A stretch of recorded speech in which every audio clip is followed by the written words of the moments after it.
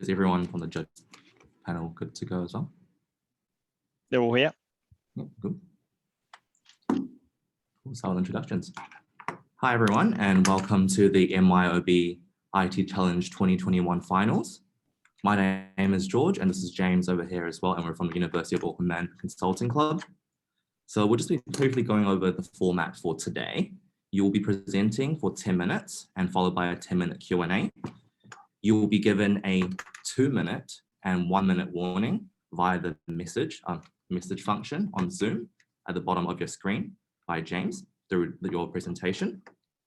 And you'll be cut off at exactly 10 minutes, but allowed to finish your sentence. You will find out your presentation order right before as each team presents.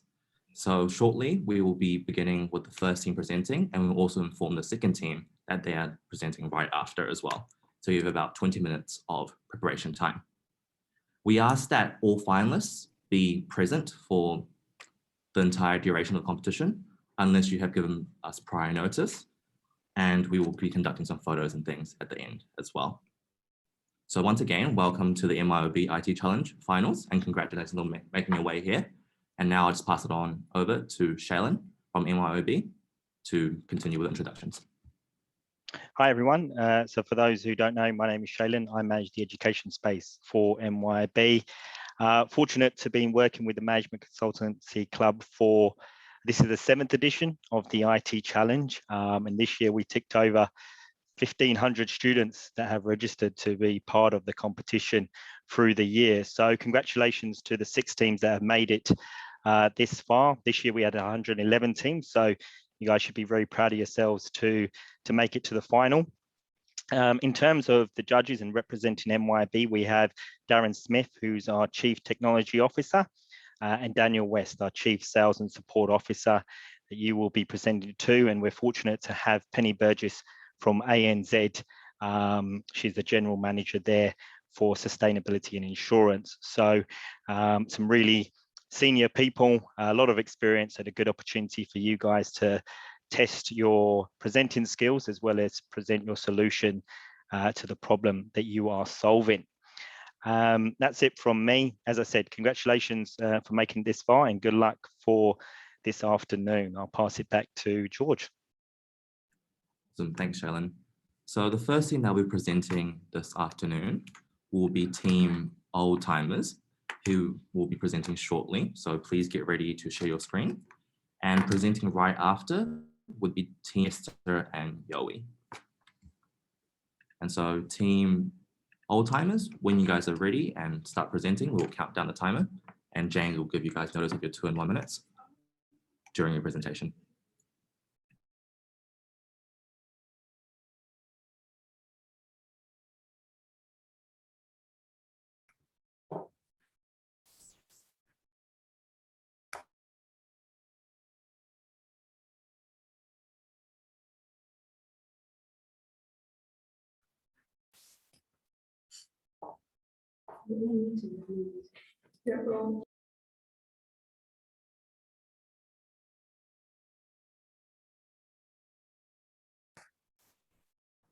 You wake up, get the kids ready for school, and eat breakfast as you head out to begin another hectic day running your own small business. There's a million things to sort out, from new sales to managing your team, and that's all before you've even had the chance to think strategically to understand your customers. So for this challenge, we thought, why can't we do something about this? And that's why we've created our product, RevU, to connect SMEs to their customers. Welcome, we are the Old Timers, consisting of myself, Laith, Sonia, Emily, and Nicholas, and we're excited to present to you our solution. But before we get into this, let's first define our problem. 42% of companies don't survey their customers or collect feedback, and this number is even higher for busy SMEs. This statistic informs our total addressable market of 115,000 SMEs in Australia and New Zealand that have limited data on how to improve their product or service. Having looked at the problem from a macro level, we can now look at an individual SME customer, Steve. He's the owner of a plumbing business who's busy running his business and supporting his family.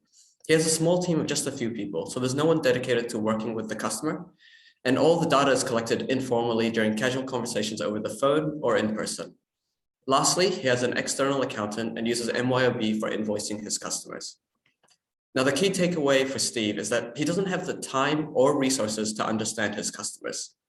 And this is where RevView comes in. It's an app on the MYOB marketplace designed to help small to medium business owners collect and analyze feedback from their customers. The way it works is that following the purchase of a service or a good, an MYOB invoice is sent to the customer.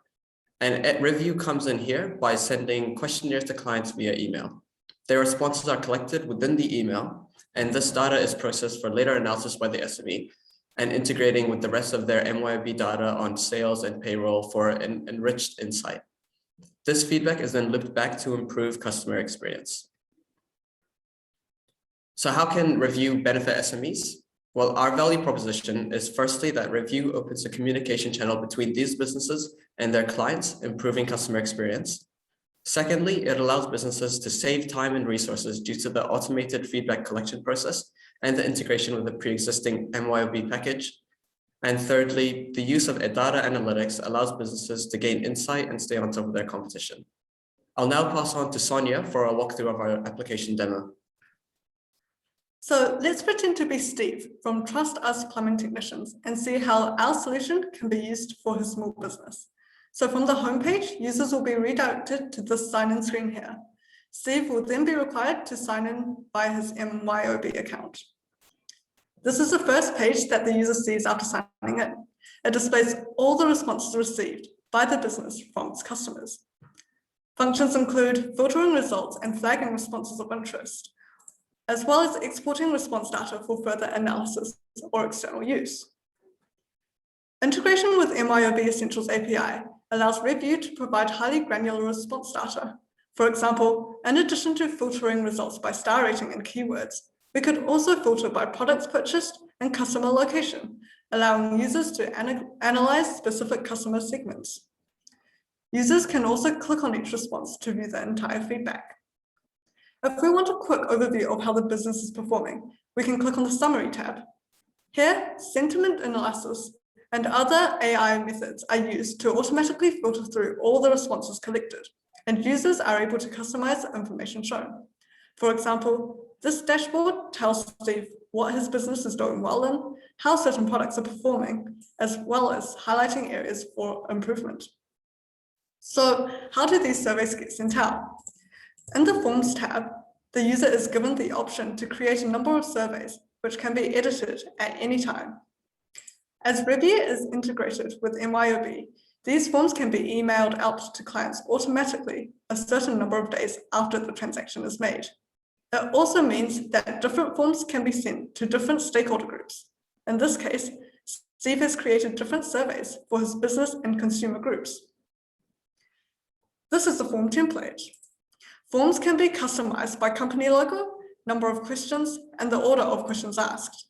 Users can also choose a type of question asked, from star ratings to response questions.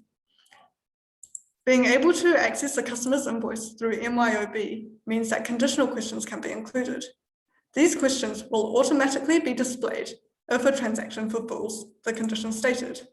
For example, Steve is able to check on how one of his products, Pod 123, is performing. Now, let's have a look at RevView from one of Steve's clients' perspectives. So pretend that Nicholas here has recently had his toilet fixed by one of Steve's employees. This morning, he received this email sent by RevView on behalf of Trust Us Plumbing Technicians. Due to the inbuilt nature of this feedback form, it only takes Nick a couple of seconds to submit a response, which he is currently doing so happily. His feedback is received immediately on Steve's side, allowing the latest data to be included in the feedback analysis process, as shown here. Next, Emily will cover RevView's architecture. So the different components that make up our application will all be hosted on Amazon Web Services. So AWS is an industry standard, and they offer many cloud services for use within the ecosystem. And some of these that we'll be taking advantage of are AWS Lambda, AWS DynamoDB, and Amazon Comprehend. So to give a brief walkthrough of our architecture, We'll be using AWS Lambda to check the MYOB API at scheduled times to see if any new invoices have been created by the business. And if there has been, it will inform our application, which will then create and schedule the corresponding feedback emails to be sent out to customers. We'll be using a message broker such as RabbitMQ to handle the persistence of our messages, making our system more robust. Once a customer has submitted their feedback through the email form, it will be sent back to our application, and we'll be storing that data in our own DynamoDB database. And then finally, we'll be using Amazon Comprehend to perform sentiment analysis on any textual feedback that we receive. So now I'll pass over to Nicholas. We'll go over our marketing plan. Market our solution, we will harness the power of the network effect by connecting with local business groups, incubators, networking events, and even neighborhood communities to reach business owners of all shapes and sizes. We'll also run social media campaigns targeted towards SMEs and launch our solution as downloadable apps on popular stores and marketplaces. Overall, our marketing strategy aims to deliver the message that using our solution, SME owners, regardless of their size or technical expertise, are empowered to connect with their customer base more deeply. Right now, there's no app on the MYOB app marketplace which connects SMEs with their customers through feedback. Existing competitors like CustomerSure and Google Reviews, which link customers and purchases, exist on other platforms, but charge exorbitant rates for many features that a small business owner might not ever need. Or the reviews on them can be quite sparse for many SMEs because customers aren't prompted to leave reviews and can only provide limited information. Our solution provides granular insights by directly linking customers and purchases with their feedback, allowing small business owners to invest their time and money towards improving their products and services. Now to get an understanding of our finances. In contrast to our competitors, we would offer all the features of our solution for as low as $50 per month, and combined with our market strategy and unique value proposition in the MYOB ecosystem, we expect a high growth rate at the start in order to achieve $250,000 in the year 2025. Using these assumptions, we aim to achieve profitability in 3 years. Our primary costs will stem from developing our solution, which require 2 software engineers, from hosting our solution in the cloud using AWS and on the MYOB marketplace, and from running ad campaigns across various social media platforms. Using Review, SMEs have the ability to gain deeper insights into their customers beyond just the dollar amount on their invoices. With a friendly user interface, intuitive features, and scalable architecture, Review is the best way for SME owners to spend less time guessing what their customers think and more time understanding and connecting with their customers. Thank you. Thank you, Team Oldtimers. Judges, when you're ready to start Q&A, please ask your first question. Hi team, if you don't mind, I might go first. Can you just wave to tell me that you can hear me okay? Very conveniently, there's roadworks happening outside. Congratulations for getting through. This is absolutely fantastic. And as a mum of a Sparky, I could see this could add really good value to him. One of the questions I have for you is that when you've looked at these businesses, have you looked at the numbers of customers that they need to have to make the survey population a rich source of data for them? I'm just conscious if you've got, only 5 responses, you send 5 out, maybe you get 1 back, and that's a negative response. That's not a huge source. That's not a huge data source. Have you thought about that sort of just the actual numbers of responses that a business would need to have to keep that data source rich? Yeah, so that's a good point. So firstly, around non-responses, we would take a look at actually measuring the response rate to make sure that these business owners know how well their surveys are being used, and give them ways to actually improve this response rate. For the number of responses that are necessary, that is something that's dependent on the specific business. So we can't give a specific number on that. However, as we are looking towards growing our customer base from like 5 to 50 to 125 in the following years, that frequency of use and the ability to for customers to be familiar with our feedback collection method will hopefully make it easier for them to actually get higher response rates and have more worthwhile feedback.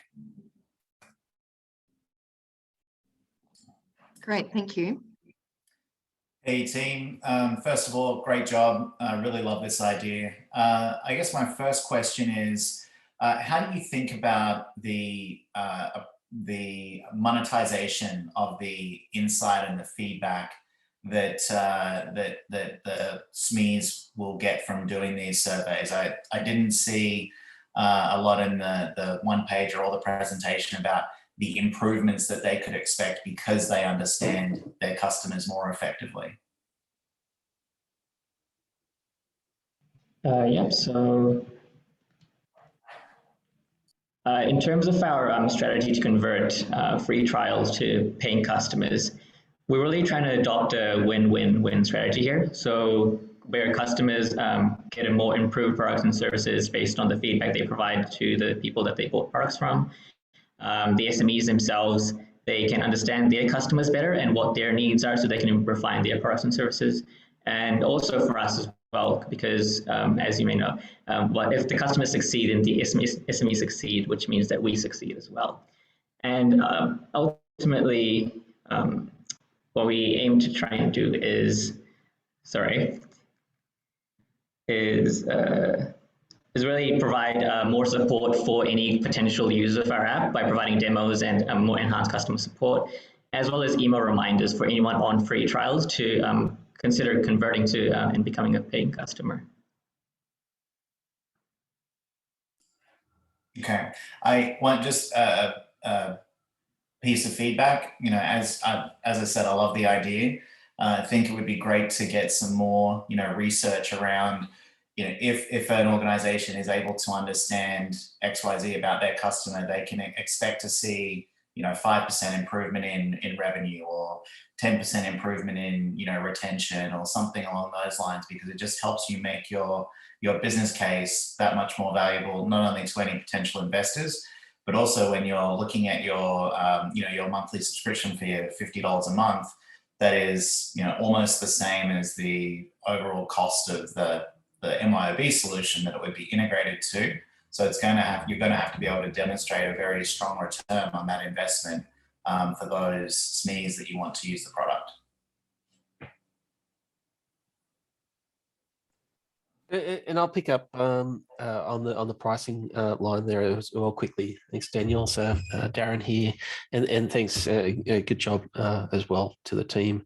I think one question I'd have when I think about the pricing point where you've defined this at $50 per month against a comparison of $199 per month.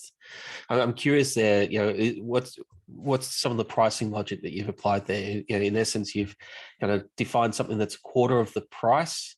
In some people's minds, that may actually translate to a quarter of the value. Why do you think $50 per month is the right price point for you in terms of offering this product? So we chose $50 per month based on the fact that we did have a look at similar applications and software such as SurveyMonkey and some other competitors out there that aren't integrated necessarily with MYOB, but they do have similar features and they do charge from a range of, as we've shown, like $50 to those with really advanced integrated features, which as we showed was like $200. So we chose our price based on just looking at other competitors and what potential features they offer, and then we think that as an SME targeted customer base, we can offer our price as $50 a month. Cool. Thank you. And just thinking about other alternatives in terms of pricing, did you evaluate different ways to price in terms of number of surveys sent or other kind of mechanisms rather than just a flat fee overall? And if so, what was the thinking in terms of how you kind of chose one over the other? Our cost around the hosting and sending emails is relatively small. It's about 1% of our costs because we're using these AWS architecture. So because our costs don't really scale that much with the number of surveys that our customers are sending, we didn't want to charge them differently based on that amount. Also to answer specifically, adding on to Sonia's answer around the $50 price point being a quarter of the $200 price point, and perhaps giving the perception that it's a quarter of the value. If you could look at our competitive analysis, you can see that we do share most of the same features. Yeah, do share most of the same features. And so we are offering the same value to our customers, and these additional features that Customer Shore is providing, even though it's a higher price point, they're not too valuable. So integration using webhooks isn't something that the average SME owner would be familiar with or really find much value in. Understood. Yeah, I think I heard someone trying to get in on another question. Was that you, Daniel, a moment ago?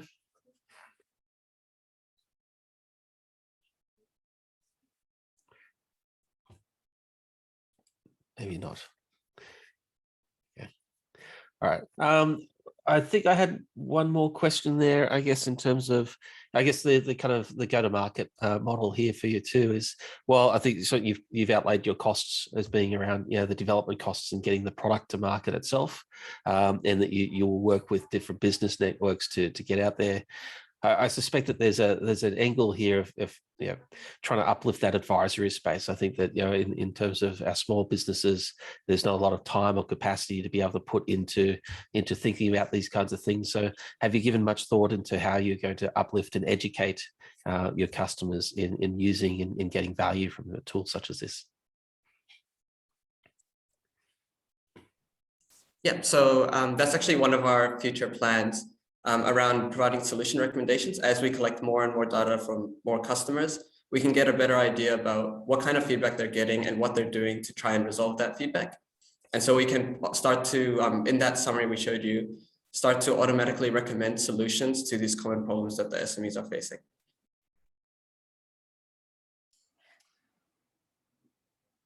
Darren, you're on mute. Thank you for that, Daniel. Coming back quickly to Daniel, my last question, and coming back to you know, something that Penny raised there about data volume. Have you considered about being able to kind of put benchmarks against other customers too? If you've thought about you know, the number of customers that one, you know, tradie might be able to visit in a month is only a limited subset. Have you considered being able to compare one tradie's feedback against other benchmarks and other kind of tradies at the same time? Yeah, so within the MYOB API, we actually get a tag for what customer type that is. And so we can categorize it automatically based off the customer, the SME type. Cool. And so we can compare those different groups, yeah. Thanks. And I guess one last question, if we have time. You know, in your projection, I'm sorry? Thank you. The time, 10 minutes is up for Q&A. Okay, no problem. Thank you, Team Oldtimers. Judges, we will now be putting you into a breakout room to discuss the results of the team. Thank you.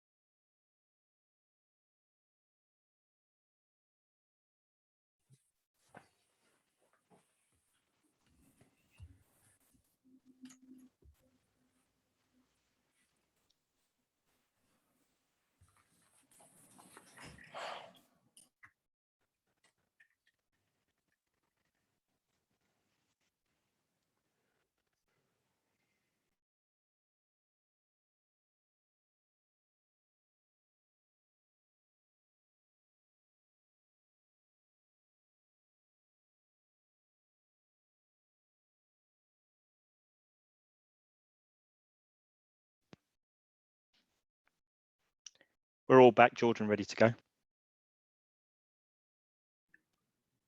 Cool. Thank you, the old timers from the University of Auckland. Next up, we have Esther and Yowie from University of New South Wales, following which, presenting third, will be Team Flying Saucer from the University of Adelaide. Team Esther and Yowie, when you're ready, please share your screen and start presenting when you're ready. All right, I'm gonna start sharing my screen now. Let me guys know if you can see it. Yep, all good. Okay, whenever my teammate is ready. Yeah, can you guys hear me? Yes. All right, cool. All right. So, good afternoon. My name is James, and I'm here with Yvette, Antonius, and William, and we are Esther and Yowie here to present to you the Interoceanic Business Finder, or IBF. So, on today's agenda, we have the problem and opportunity scope, our solution, the unique value propositions and channels, financials, and IBF's future expansion. So, one of the biggest ongoing struggles for small and medium enterprise business owners is finding and hiring the right suppliers for contract jobs. This results in unnecessary time and resources that are spent on sourcing suppliers, which has become more difficult due to the pandemic, which is putting an even larger strain on the supply chain.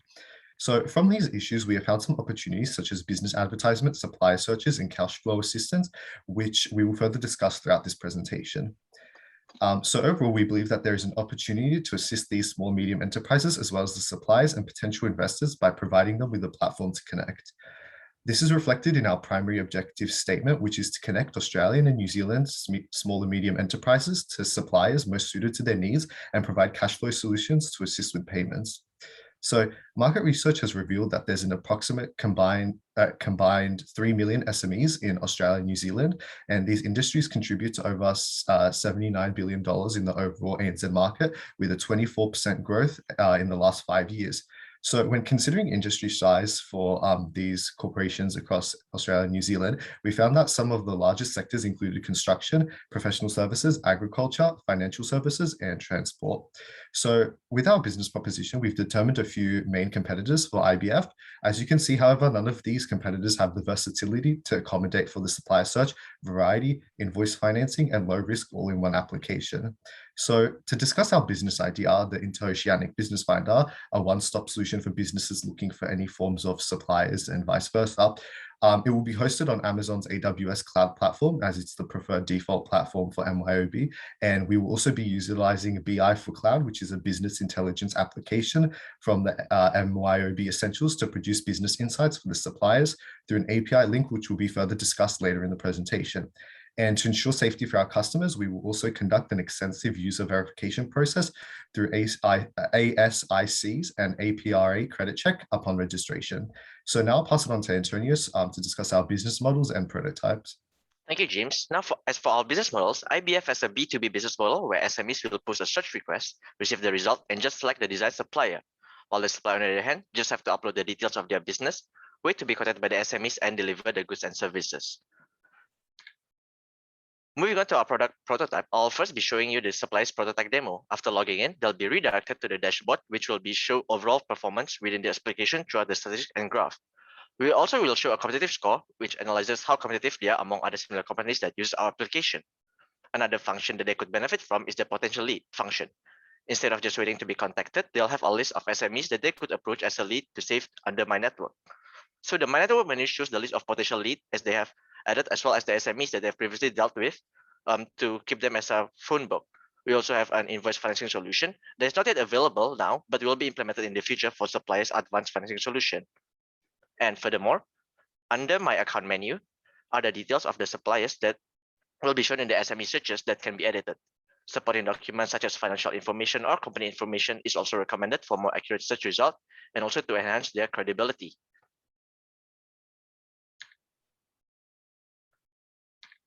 Next, I'll be showing you the prototype demo for the SMEs. Once they've logged in, they'll be redirected to the dashboard, which will show their account information, potential suppliers, and also their previous searches. So as of now, Lush is looking for a contractor for their new physical store. And to do that, they can go to the supplier finder menu and fill in the required details and needs and just click on the search button. After doing so, a prompt will appear to ensure that they have filled in the correct information. And once completed, the result can be seen under the complete searches tab, which shows all the previous searches And they can click on the view button to view each search in detail, which will allow them to see a list of supply that meets their search criteria. They can also download the report as a PDF. And furthermore, they can view the documents uploaded by the supplier previously by clicking on the View More button for further verification. And now I'll actually be passing on to William to talk about the IT architecture. Yeah, thank you, Antonius. So for the IT architecture, the supplier user and the SME user will both access the web application through logging into the website. The chosen front-end host for the application is DigitalOcean, which is more suitable for larger projects due to their pricing plans that match the capacity that's required. In the backend, AWS Lambda runs the code that generates a list of most suitable suppliers and stores it in DynamoDB. For business insights to see the performance, BI for Cloud will be used by suppliers to see how they're performing on the platform. Next slide. So for security,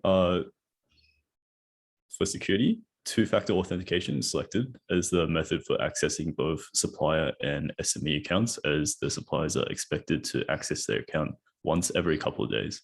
For the key infrastructure and services, such as monitoring for suspicious activity, we have selected AWS as the partner due to their comprehensive compliance offering that is suitable for both Australian and New Zealand standards.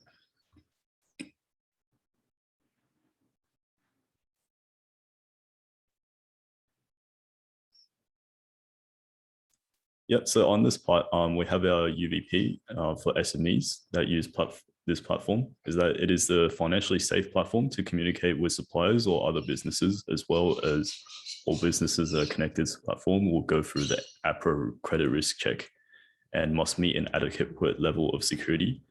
The platform will provide a list of suitable suppliers to business in a form that is easy to compare and reliable, since the information is sourced from the supplier themselves. And on the next part, we'll be talking about the UVP for suppliers.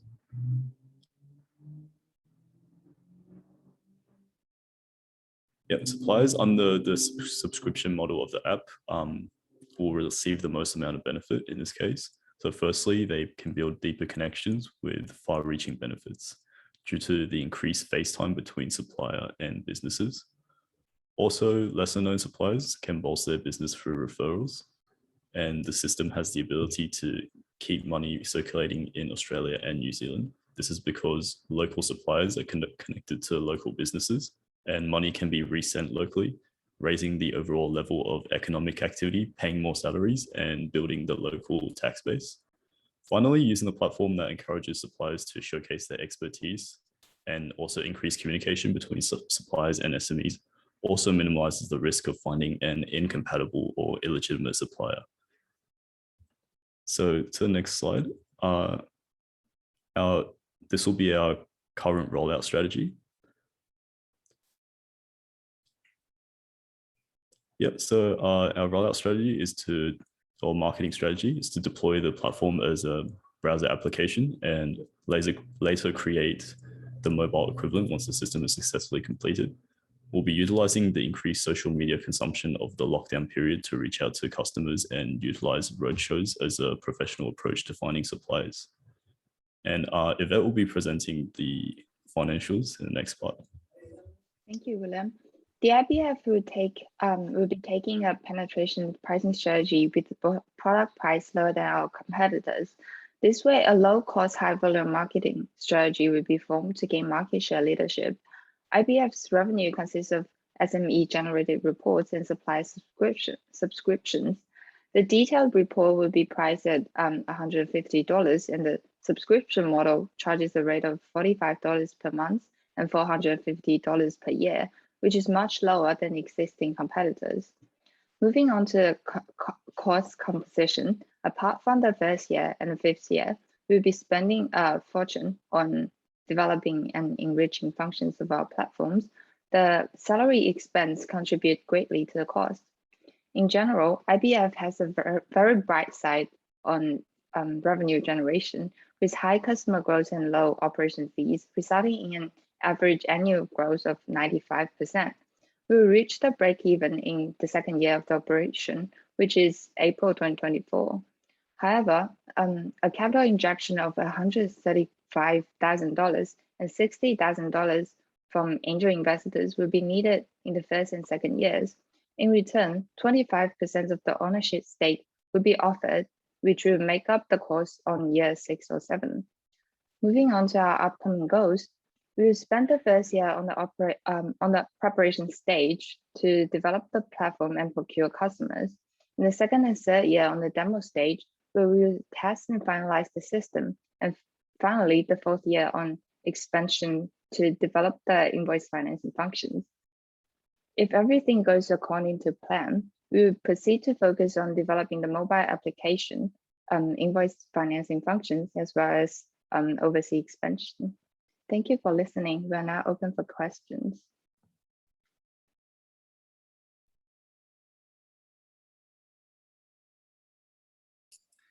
Hi.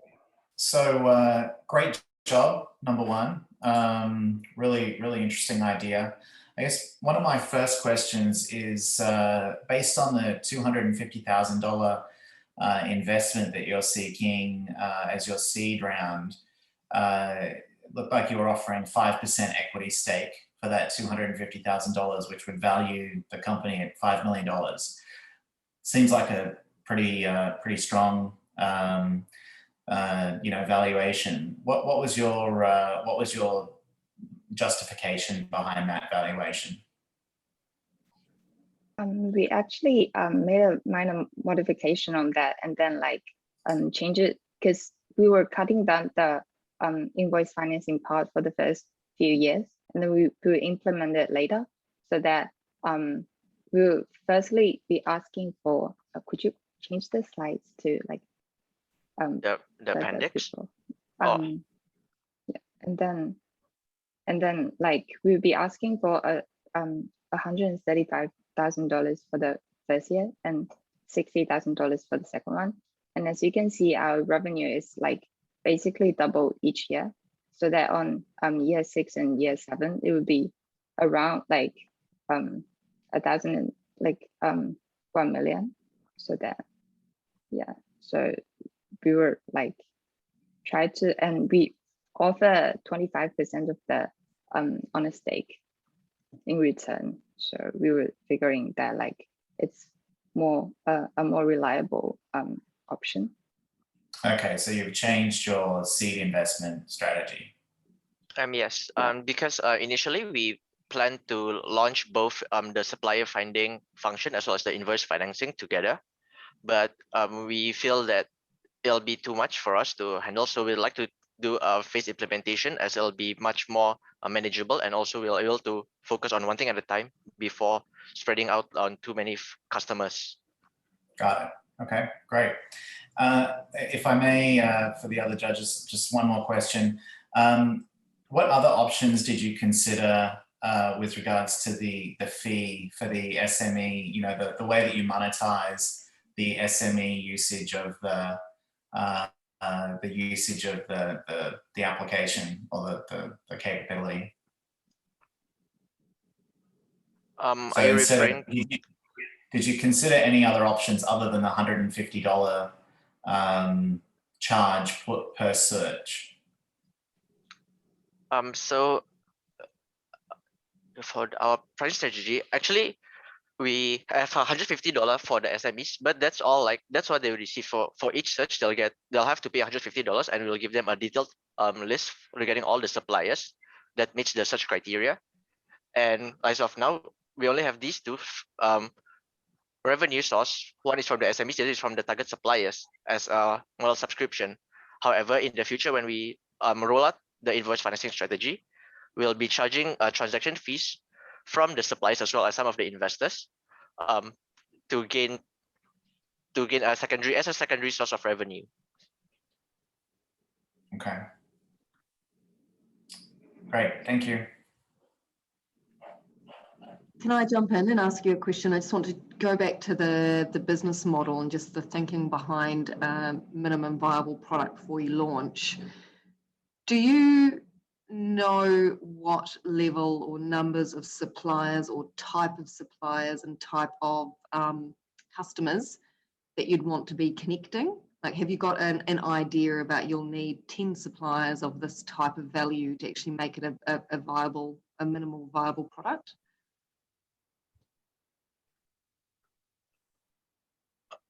James, would you like to Yep. talk about this? Yeah, so please. essentially, yeah, so what we wanted to do at first is because when we were looking at all the different, I guess, industries for the SMEs, we looked, and as I stated before, we had the different ones such as like construction and agriculture and stuff. And because they're the largest, we figured that it would be best to, I guess, target them first, especially because in a lot of our research, they were quite prevalent in having the issues that we discussed.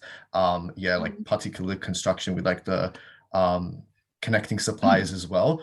So we wanted to focus on those first in the initial stages of our implementation, just so that we would be able to, I guess, like build a repertoire and see how our product is being received. And then after we were able to, I guess, acquire enough connections between suppliers and SMEs within these particular industries, we planned on expanding before implementing the rest of our application. Okay, thank you.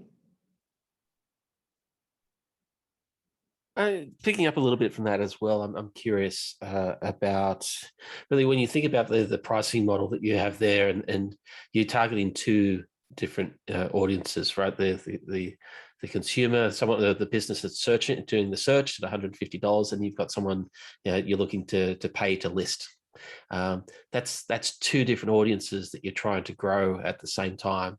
I'm curious as to what tactics would you have to drive one adoption or uptake and audience on either side of that as well? And in a lot of these kinds of models, obviously you have, your SMEs only come because you've got a whole bunch on the other side of the marketplace, and the only reason why the other side turns up is because you've got a whole bunch of people searching for that as well. So is there a thought, do you prioritize one side of that marketplace over another, and who's more important for you to acquire in this early stage?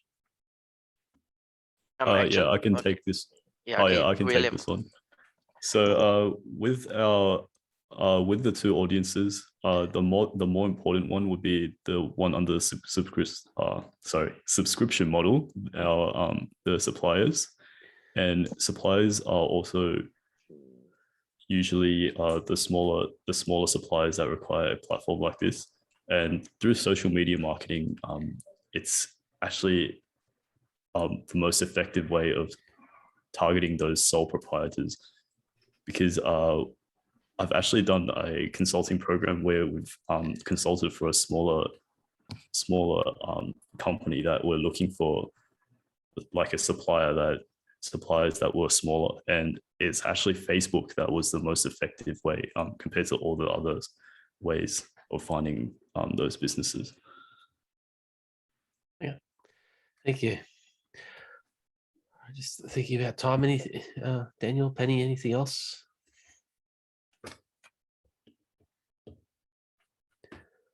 If there's nothing, may I add on a point to William's part as well? Yeah. So as we know that for our platform, we actually requires a lot of users and like a lot of SMEs and suppliers in order for it to be able to run smoothly, and also for it to be able to be useful, and also for us to gain subscription model. That is why we actually emphasize on spending the first year just developing the platform and procuring customers, and not rolling out the program, to ensure that once we implement the system itself, we'll have enough customers, and so that our system itself will run smoothly and how it's supposed to be. Yeah, I think that's a big part of any strategy here at this kind of stage. Like if you look at, you've listed and compared some of the pricing against LinkedIn, for example, or Seek's another kind of space there. You've got organizations that have found another pathway into getting the data first, and then kind of laid value over gotten the customers and the businesses online first, and then overlaid that with other things.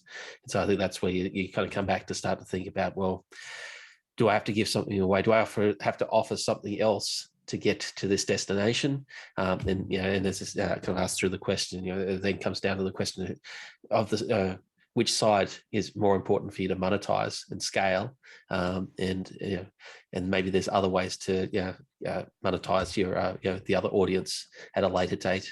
Once you've kind of got that too. So I think that's an important thing to be thinking about when you start in this space. Daniel, come off mute. Yeah, I was just going to add, Darren, to your point about finding ways to access the data. Team, did you think at all about how by integrating with MYOB, you can take advantage of the data that we are collecting, through our 500,000 customers across ANZ? So far we have not looked too deeply into that, as a lot of these we're just trying to study up on our own. But however, the only MYOB essentials, some of the MYOB essentials tool that we are looking at is actually the BI for cloud, and there's one more. I think it's Planium Pro. So the BI for cloud is for us to collect, for us to generate report, and for the Planium Pro, if I'm not mistaken, is for us to create the dashboard. However, that is a good point that we can probably implement in the future to increase the customer or market traction in the market. Okay, great. Thank you. Good job. Yep.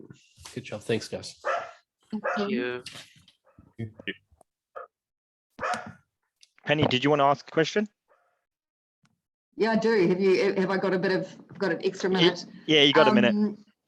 Yes, please, guys. It's a very, very simple question. Can people see each other's bids? No. However, we have like a competitive scoring thing for the suppliers to see how they are doing among within their own industry. Yeah. Okay. You just need to be careful of fake bids. Which is what you've just talked about before, and just getting into that some of that fraught competition law stuff. Yeah, we'll take note of that. Thank you so much for the feedback. Well done, team. Thank you. Thank you, Team Esther and Yoi. Judges, we will now move you to the breakout rooms.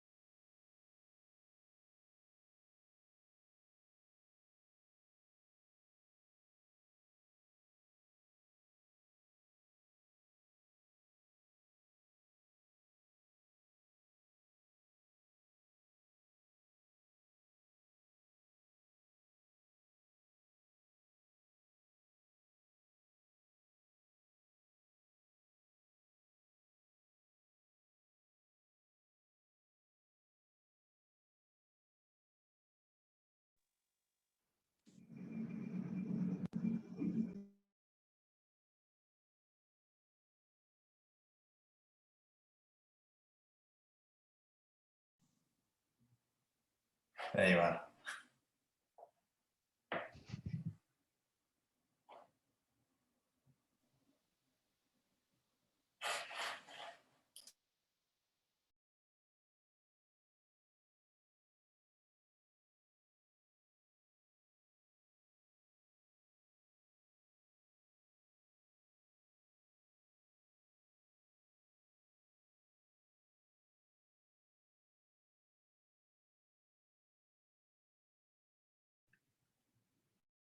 Ooh.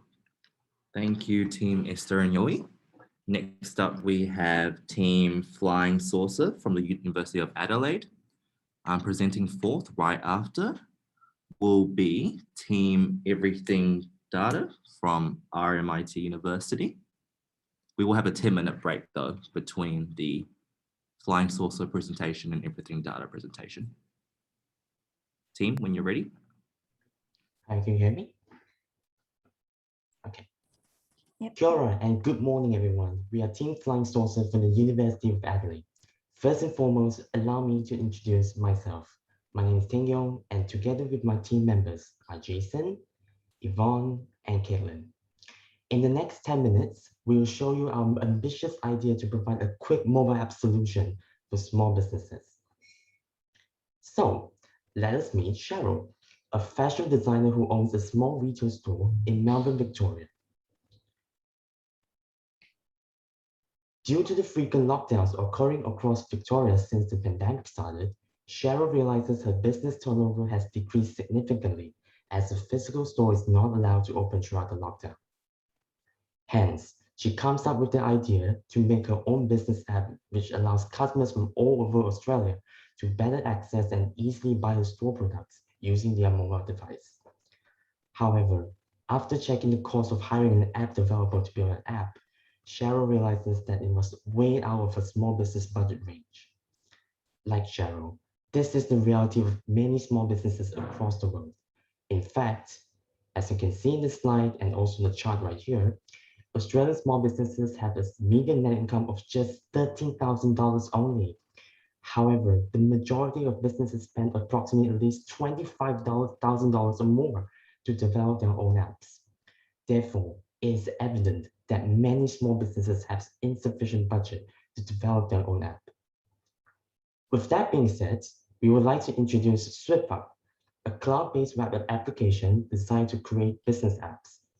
Yes, you heard it right. It's an app that creates other apps.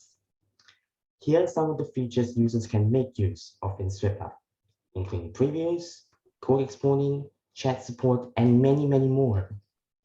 As for our pricing, we offer a $30 monthly subscription. If customers are still hesitant, we even provide a 1-month free trial. So, allow me to demonstrate to you our product, which is called SwiftUp. First of all, let me show you the landing page. Our landing page is designed to attract potential customers. So, let's subscribe as a new customer, shall we? Here, we allow customers like you to subscribe to SwiftUp. If you're not ready to subscribe yet, don't worry. You can always click here on the left to try it out for free. Once you're ready, click here on the right and your subscription begins. Right now, there are no invoices, but let me refresh it.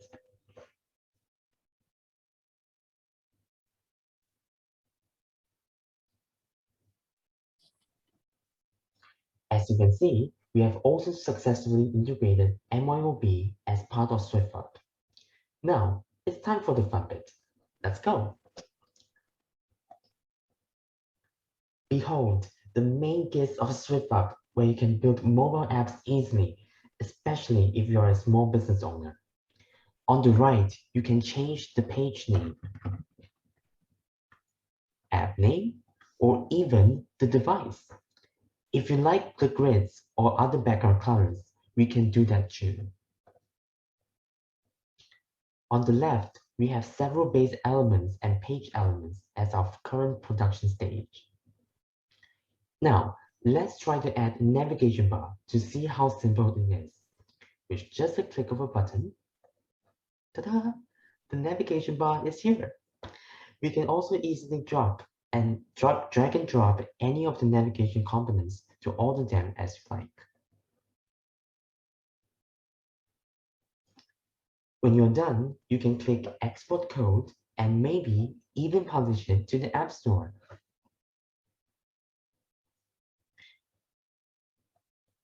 Of course, SwiftUp doesn't always want you to build from scratch. SwiftUp offers a wide variety of templates to reduce development time for you. Ranging from different industries that exist today, the possibilities are just limitless.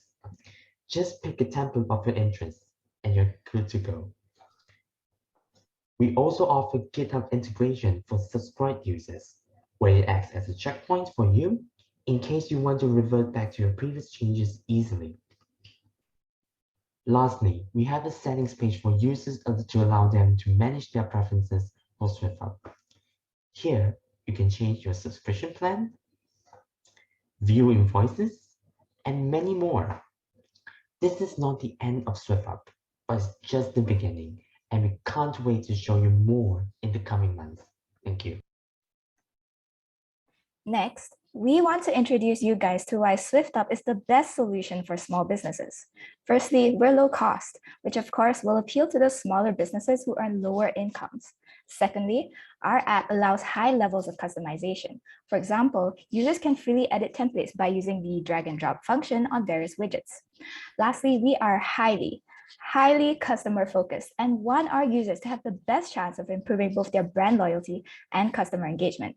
To achieve this, SwiftUp offers in-app features such as easy cashless payment options and push notifications. We even provide users with monthly engagement analytics to help them improve their future customer engagement.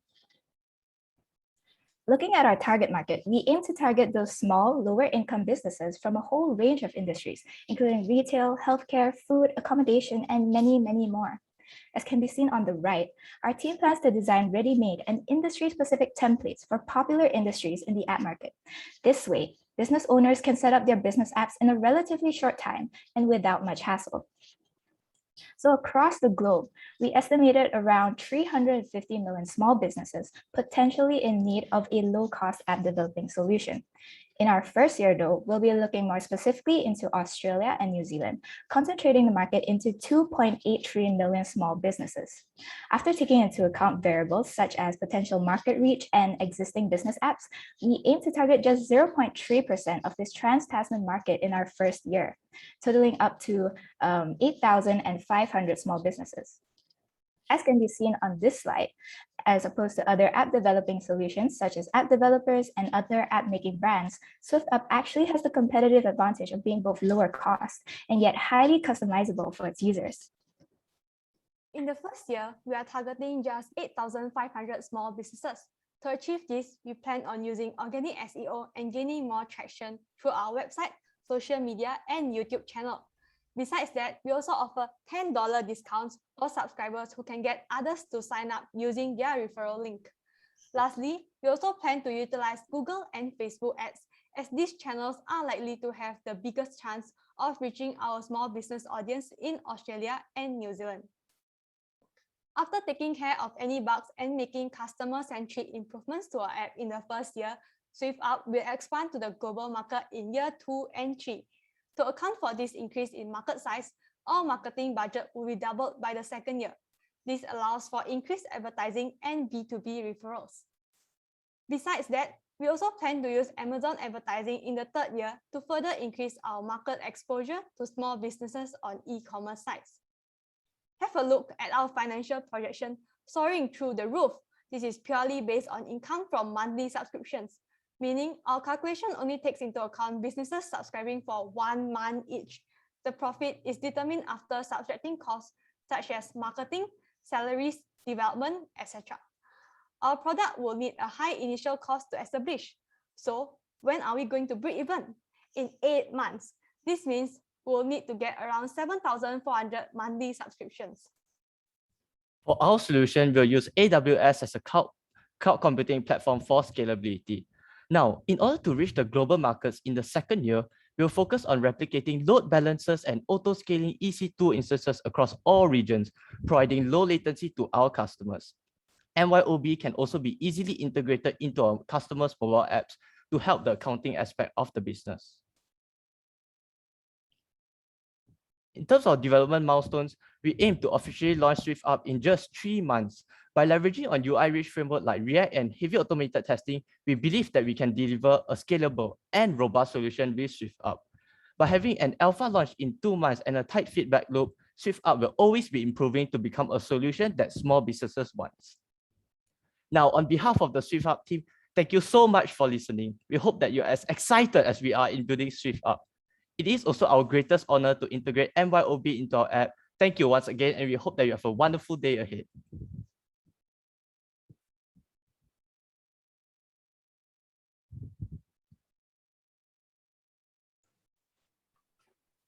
Love the passion, team.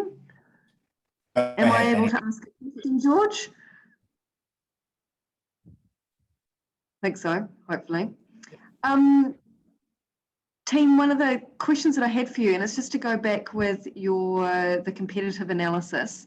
Can you just walk me through that competitive analysis again in terms of what I'm worried about is if you go in at lower cost and you're successful, your competitors, will they just lower their cost too? Can you just talk me through that competitor analysis again, please? So if we look at our competitors, Build Fire is, I think they cost around $40 and App Institute costs around $100 plus. I think that they would have, if they could lower their costs, I think that they would have already done that. They've actually existed for a number of years already. And if that is the problem, that we are low cost, the fact is that AppyPie is actually also very low cost. So, and AppyPie is actually one of the more popular apps on the market. So the fact that there already exists a popular app on the market with low cost, and that, you know, these apps haven't lowered their prices, I think it proves that the App Institute and Build Fire, for example, they probably have higher costs and won't lower their costs. But also in relation to AppyPie and SwiftUp, like why we actually have a little bit of a higher cost than AppyPie, but this is because we offer like higher customization. AppyPie only has around 6 templates, and we're going to add like maybe a dozen a month. So this is why, you know, our pricing is the way it is, and why we believe that our competitors won't lower their cost. Thank you. So, hey team, great job. How do you see, or can you talk us through more how the integration with MYOB solution, you know, will form, you know, part of your value proposition to your potential customers? Now, I think I'll take this question, and thank you, Daniel, for this question. I think one thing that small business owners want is probably just to focus on the problem that they're trying to solve, or at least address the market that they're trying to address. So we believe that with MYOB integration, we can really like reduce the hassle of setting up accounting software, integrating into their mobile app solution and things like that. And to give you a better context, for example, let's say we are opening like a new cafe tomorrow, and we wanted to track our sales easily. It will be really difficult if like we need to hire an external person or maybe an admin to key in the sales every day and to keep track with MYOB's software. So why not we just integrate it, and we can save their time and their effort, and we can also allow them to focus on the main problem that they're trying to solve. Yeah, that's the main gist of why we are really strong in wanting to integrate MYOB together. Okay, so you would have this app that would be developed through your solution, be integrated to a contactless ordering, you know, capability. Is that, or it would include contactless ordering, and then that would just feed straight into MYOB. Is that what you're saying? Yeah, I would assume that there are definitely more options that we can explore, especially with MYOB expertise.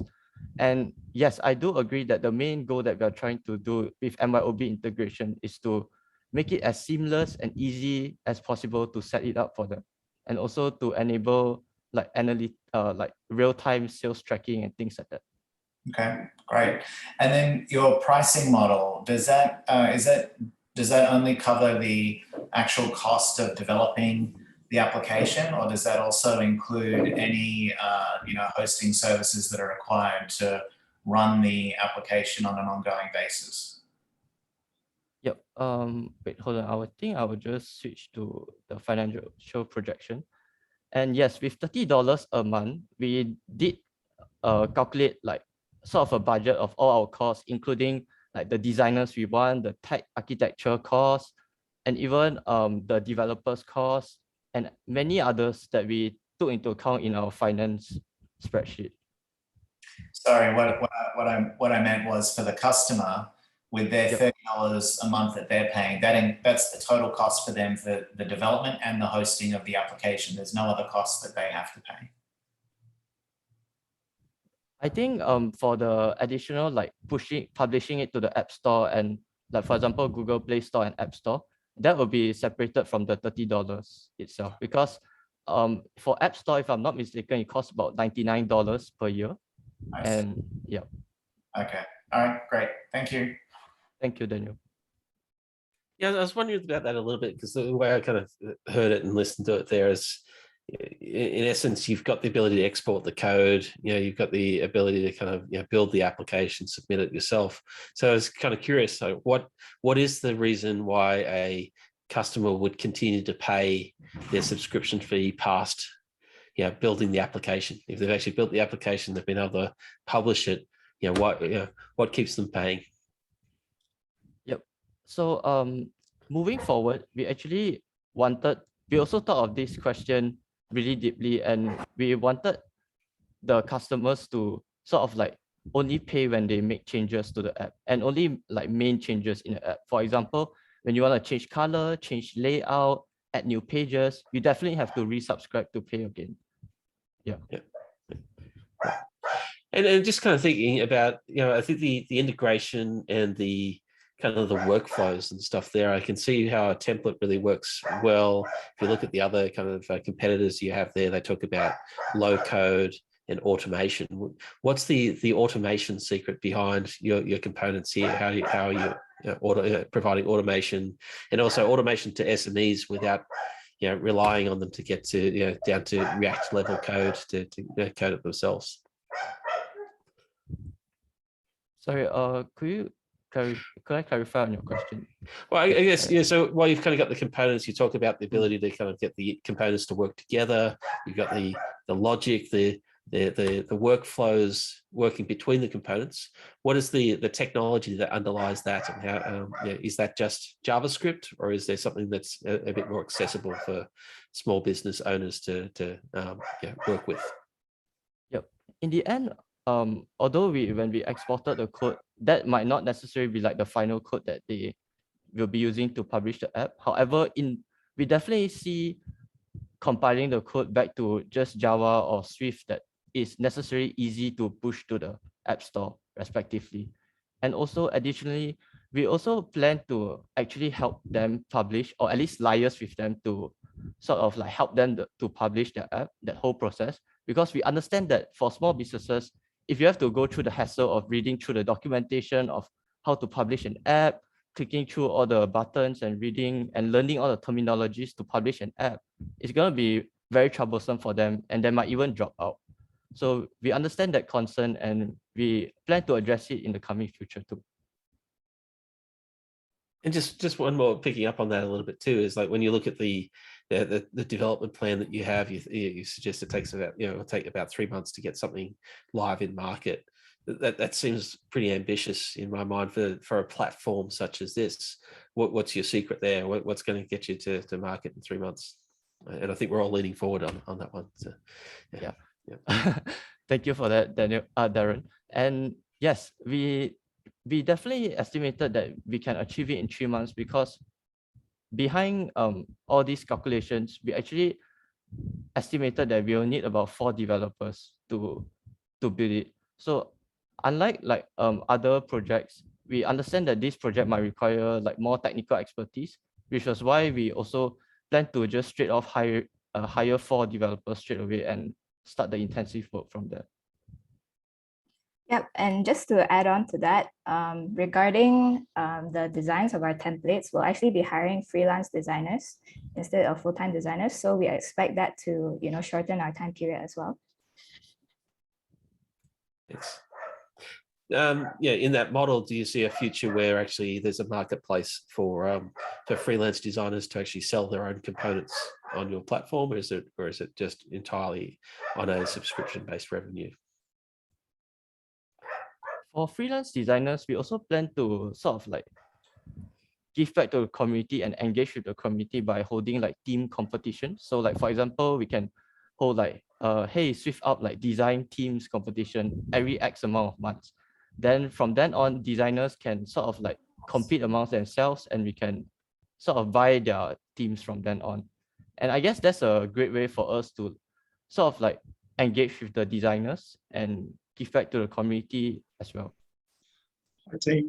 Thanks for presentation and the Q&A sessions. I'll now move the judges into a breakout room to deliberate. Thank you. Thank you. Good job.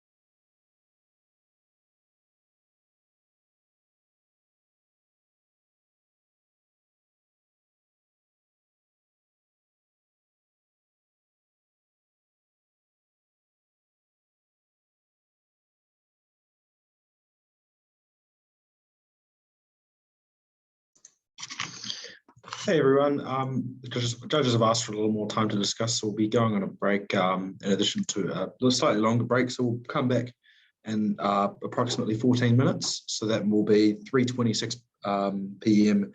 New Zealand time, and I believe 11:26, sorry, 1:40, sorry, we'll be coming back at 3:40 p.m. New Zealand time, which I think is 1:40 p.m. Australian time.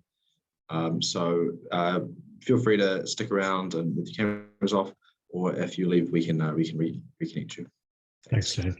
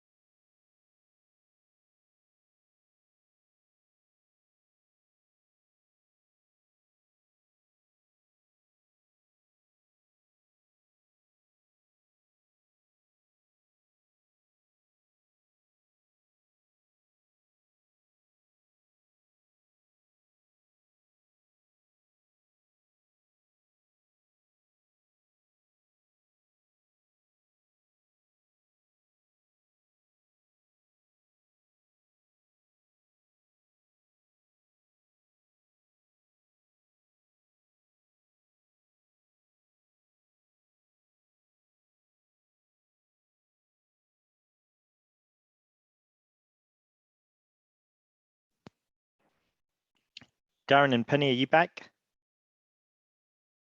Darren's back. Yep. Excellent. Hello. Very awesome.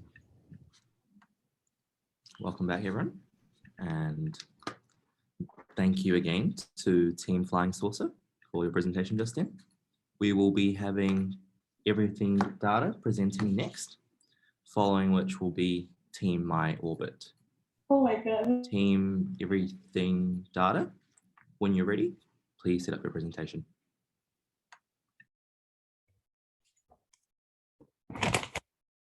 Are you able to hear me? Yes, thanks. Thank you for confirming. Good afternoon, everyone. Welcome back after the break. At Everything Data, we believe in the power of data and use it to develop products that transform lives. And today I'm here to tell you about Trendsights and how it can be evolutionary for any small business down the street. Let me introduce you to Jenny. She's 32 and she's a fashion designer. Few years back, she set up a boutique in Melbourne. She would design apparel, order them, and stock her store, ensure a strong supply chain, and do some marketing to build a clientele. With so much on her plate, she eventually found herself having less time for things she's most passionate about, design and customer service. All of this while she also struggled with pushing sales. And as COVID happened, her massive efforts in operations started to look less fruitful. And Jenny wasn't alone. There are more than 100,000 small retail businesses in Australia and New Zealand alone, dealing in groceries, fashion, furnishings, etc., that have all had to grapple with the same fate.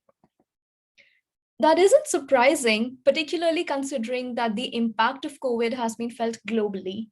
However, did you know that there is a big divide in this impact? The small local businesses were obliterated, but even then, big businesses went on to make profits last year. Their success wasn't only because of economies of scale, but also because these players like Coles and Woolworths drove their sales with data to improve customer experience and support their team. It is no longer a secret that analytics has played a huge role in guiding their strategies by identifying which items were important, how much to stock, how to price, and how to move the stocks. Clearly, small retailers could benefit from this too. And to see what exactly they really need, let's first understand why small businesses don't use these solutions yet, in spite of 96% of small retailers in Australia alone having a computer in their stores. It turns out from our research that analytic solutions supporting the big players are so complex, training intensive, and expensive that small retailers are reluctant to adopt them. These systems have far more features than can be easily handled by small retailers, and the cost and complexity associated with learning them or hiring someone to operate the tools are not worth it, because 90% of available features are entirely irrelevant to these businesses. Here's what a typical big player would use to formulate their sales strategy. It's too complex, isn't it? So, how can we help small retailers drive their sales strategy so they can grow while remaining user-friendly and affordable? And that's why we present to you Trendsights, a no-frills AI-powered solution to help retailers make faster, smarter, and better decisions. Trendsights is tailored to retail and sits on a PC to offer actionable suggestions so retailers can maximize their sales opportunity. When you launch Trendsights, you'll find it easy to read suggestions on what you need to do to achieve your daily target. For example, what items to sell, how much to sell, what time to sell, and who to contact. Behind the scenes, Trendsights studies customer purchase behavior, inventory, market, and social media trends and find patterns and comes up with recommendations. This will help retailers like Jenny to maintain top-notch operations resulting from data-driven insights, and also make her more time to invest in activities that makes all the difference, that is customer service. With an AI-driven engine that becomes smarter with every use, a user-friendly design, a retail-oriented solution offering insights into trends at a competitive price, we would deliver high value to our customers while being the first of our kind. We have come to believe that retailers need Rensights now more than ever.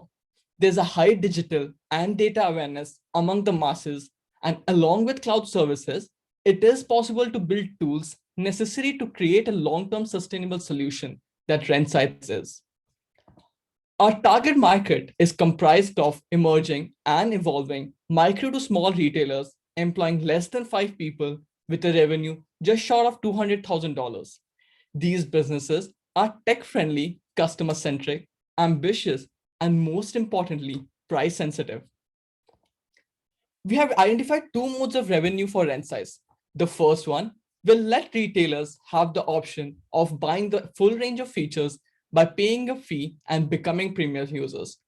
The second mode is something that we call as information as services, where retailers will be able to access all our features provided they give us their data. What we will do with the data is we will collate the data, aggregate it, and then sell it to enterprises and organizations to boost their market understanding for revenue. To make Rensights affordable and lean, we will use Microsoft Azure Analytics services. The data retailers collect can be connected to their cloud services, and the data will process using Azure machine learning services. These services will then process the data and store it on Cosmos DB, from which the visualizations can then be proceeded to the Rensights app. For us, it is extremely important that customers place their trust in us and we are able to deliver well.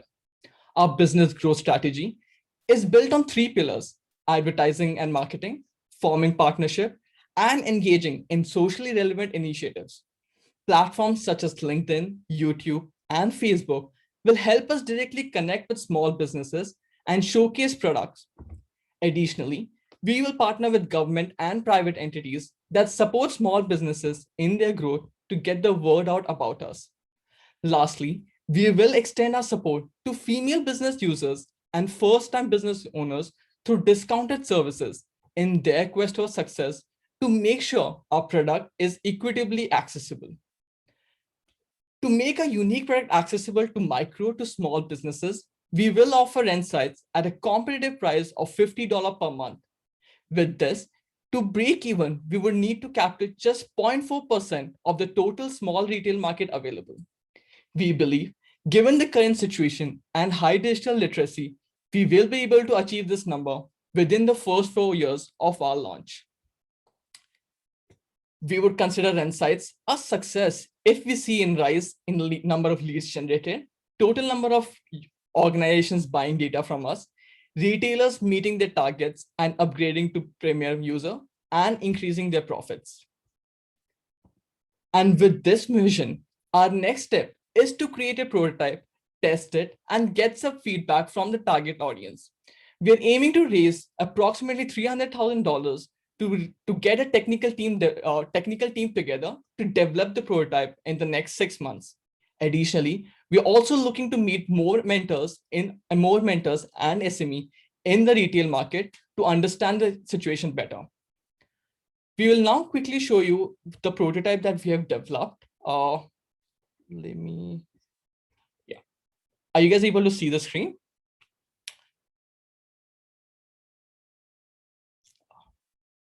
Is everyone able to see the screen? Yes.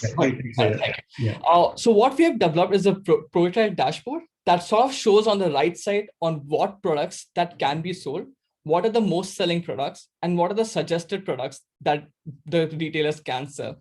On the left-hand side, it shows what percentage of the target a retailer is able to meet. It can be weekly, monthly, or daily target. On the top, we have features such as market trends, top customers, and stock status, which will help deliver more insights to our customers. With this, we would like to thank you for watching our presentation, and we are now open to questions and answers. Thank you.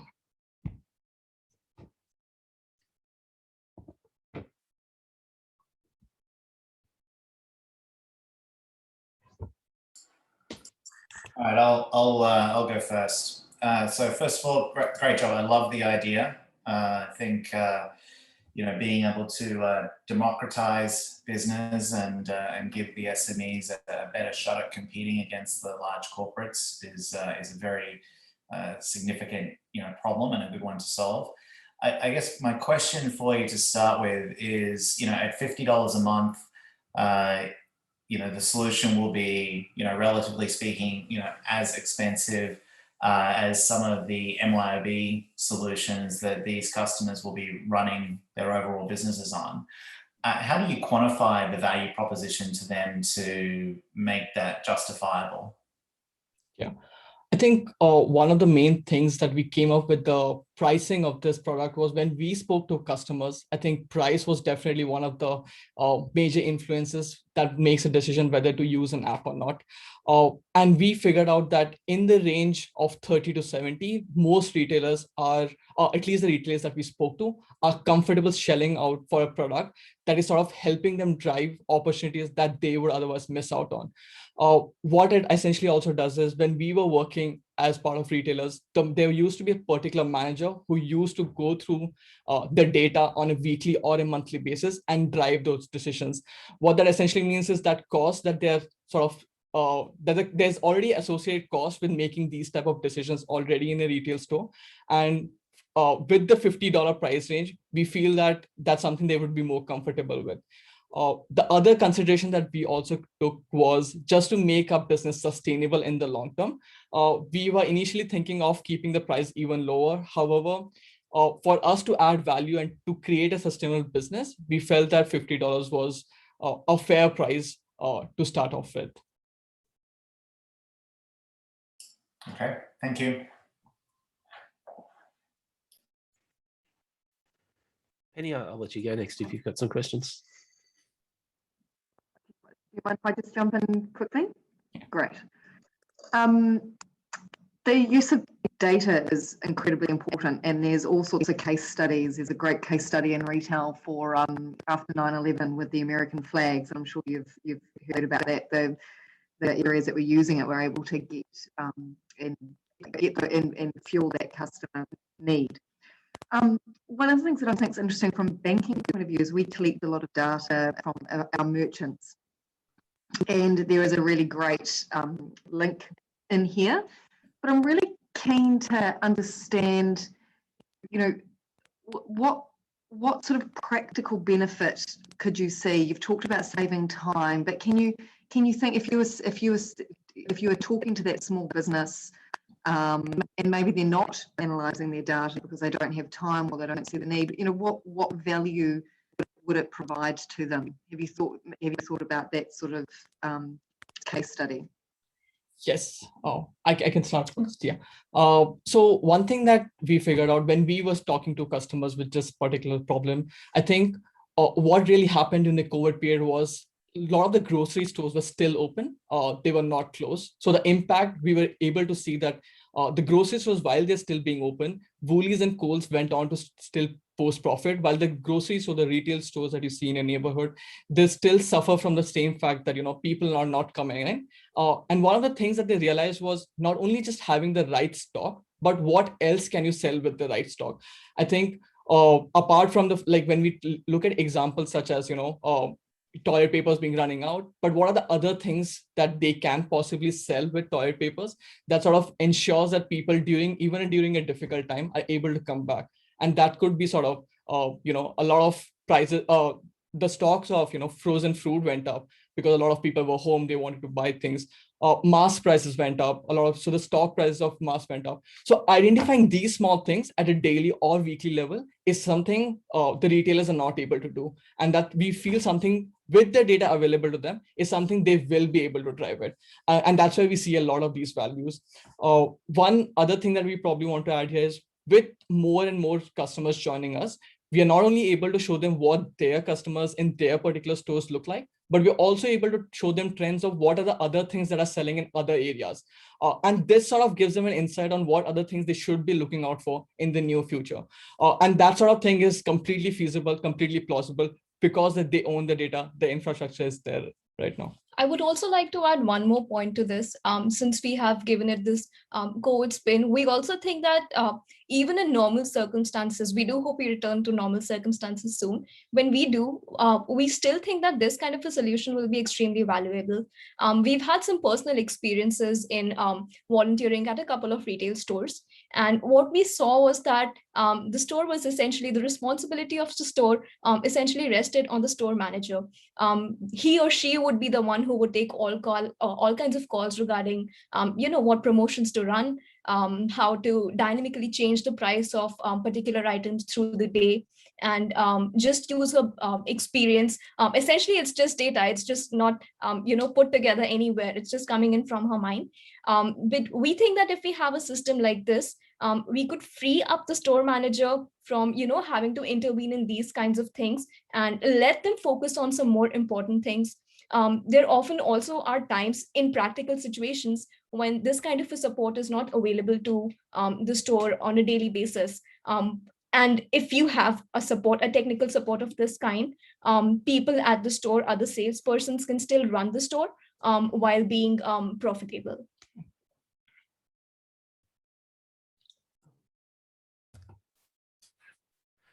I'll pick up a little bit too from on the data question, because I think that's so integral to this piece. And one thing that I didn't pick up through here, I may have missed that, is, where are you getting this data from? How are you acquiring the data to be able to provide these insights?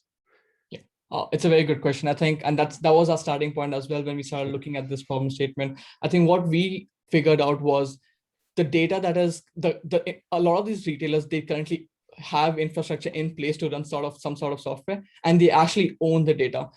In particularly with MYOB, a lot of this data is stored in Azure or AWS cloud services, but the responsibility or the ownership of this data rests with the retail owners as well. So where we feel is that we are able to if it is stored on cloud, we are easily able to connect with the cloud services and then use the data from there. If not, if there's something else, we are also able to take a dump of in the form of CSV and then able to process the data.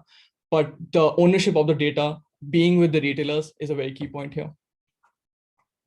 So you wouldn't look to partner with different POS providers to potentially kind of get that access to make it easier for the in that sense, because I think that's potentially one of the gaps in terms of your growth strategy around partnerships, is that there's potentially other technology providers to these stores that you could be going together to augment their offering to some extent too. Yes, I think that's a very good point. Yeah, that's something that we have considered. We feel that as we go along the way in the future, this is something that would potentially help us grow. In the beginning, however, we think that it might be best for us to have a somewhat narrow set of objectives to fulfill with greater productivity, and then move on to these things so we can grow in the future.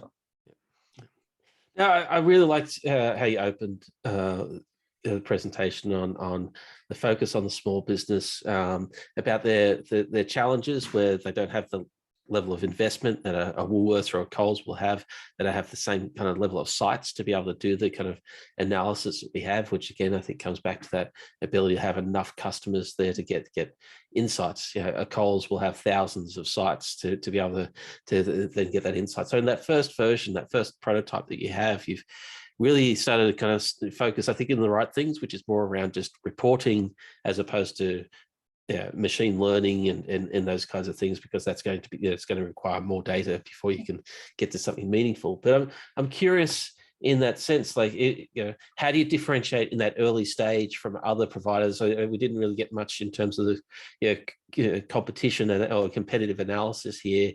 How do you stand apart from other business intelligence providers in those early phases as you start to get access to customers? So what we intend to do is run a prototype for a period of about 6 months, during which we intend to partner with certain retailers, which could be just any business that we see down the road, government entities, and we are really interested in supporting first-time business owners and female business owners. These are the people that we would like to extend our services to for a cost entirely free of charge for a period of 6 months, with the understanding that we can work with their data and they can see how we're working for them. We also think that would give us the opportunity to really see how we can improve ourselves, and within the period of 6 months, come up to a level that we're ready to be in the market, and be able to really provide those kinds of insights that we get from machine learning rather than simply being a business intelligence tool. Thank you, team. That's 10 minutes for questions and answers. Yeah, thank you. Thank you so much. Thank you, guys.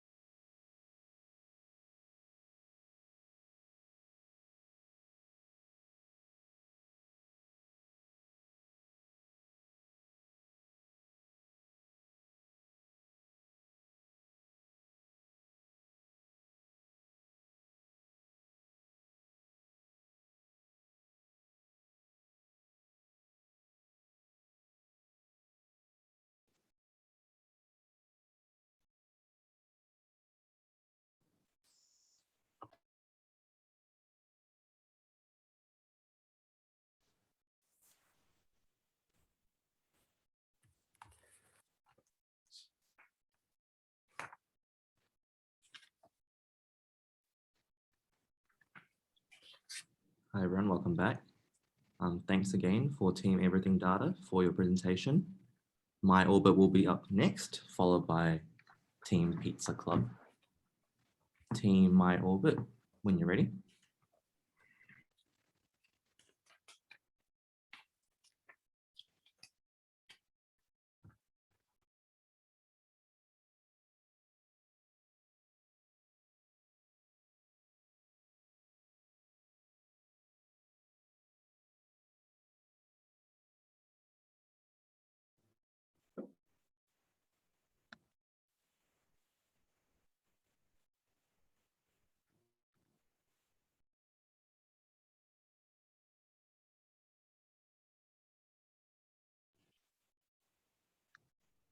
Hello, this is Jessica from MYOB with Christine, Lucy and Wendy presenting our project MYOB.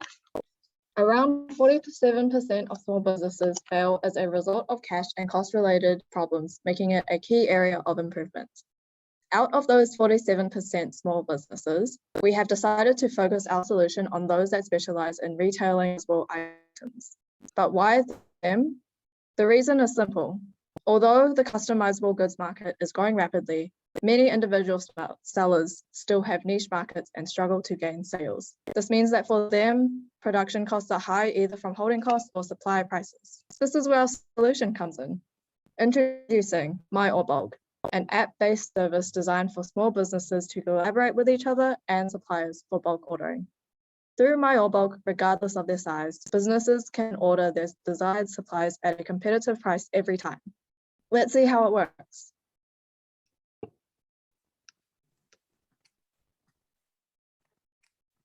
Yep, so I'll show you our prototype now. This page shows the current orders that are already put up by small businesses. So users can join in these bulk orders. And this bar shows the progress of the order, which shows how close or far away the order is from the minimum order quantity that is required for a discount. If we see this order, you can see that the minimum order quantity has already been filled, but users can still join this orders to get the discount until the order closes. If we go to a specific order, for example, alphabet magnets, we can see the order details as well as a form to join the order if I'm interested. So let's say I want to order 10 sets of alphabet magnets. It shows the total to be paid if the order goes through and the deposit to be paid now. So for this deposit, there's a 24-hour protection period, which means that if users put in the order and pull out within 24 hours, they're able to get the deposit back.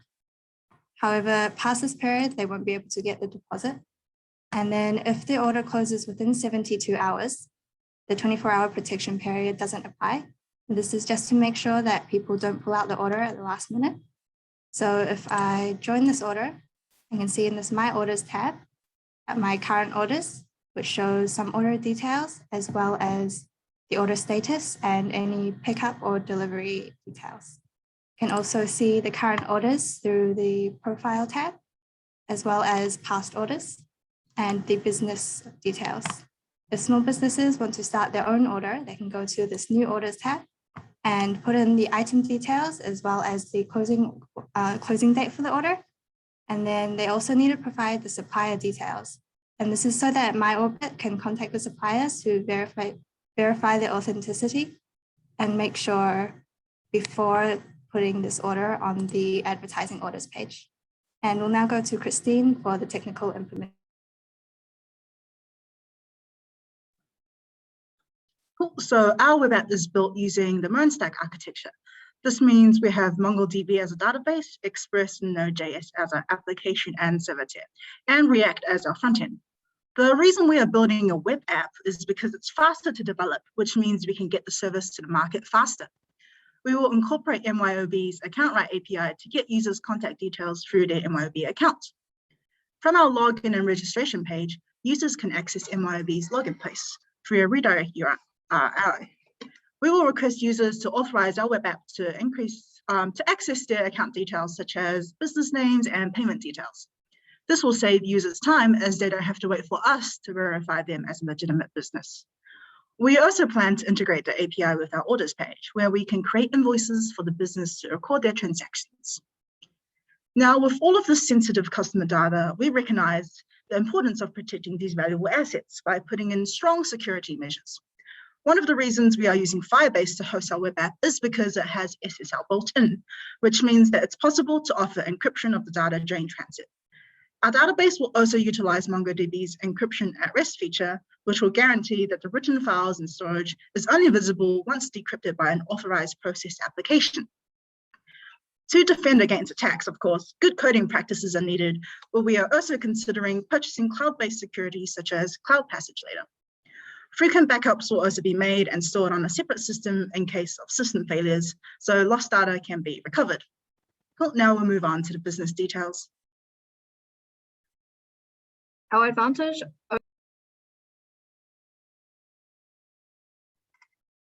is our emphasis on collaboration.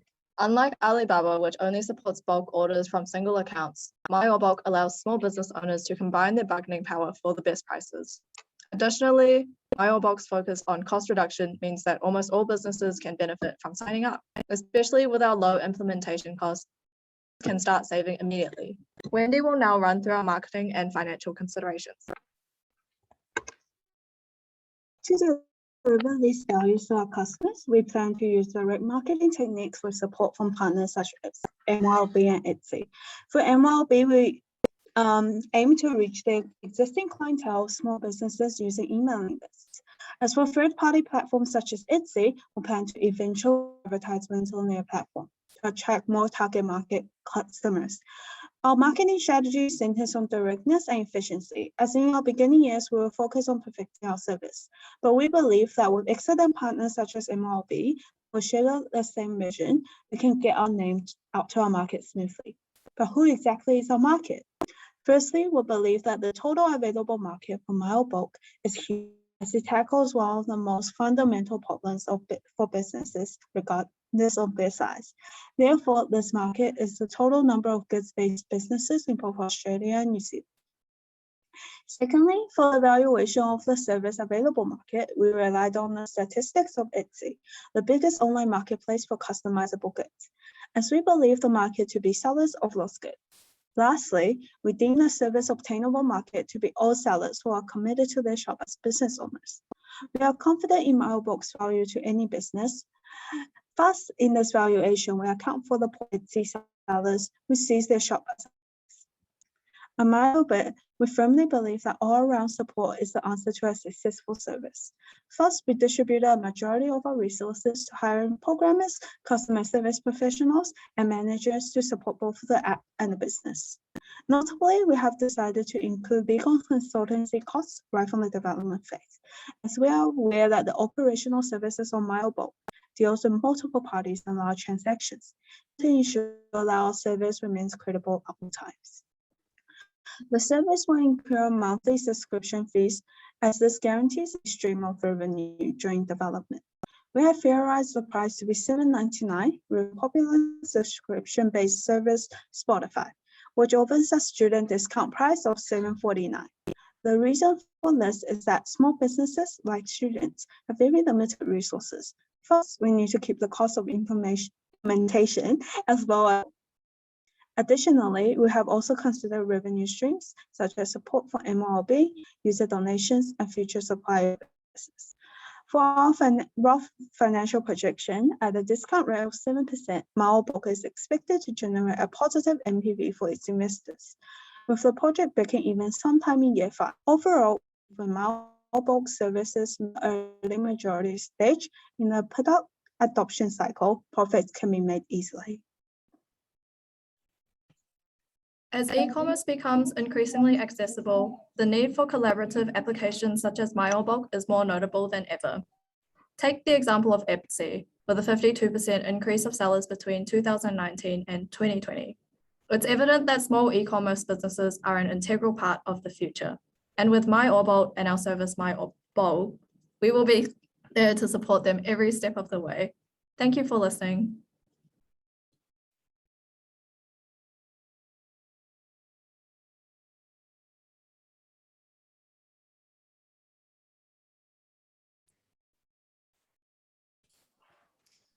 All right, are we ready for questions?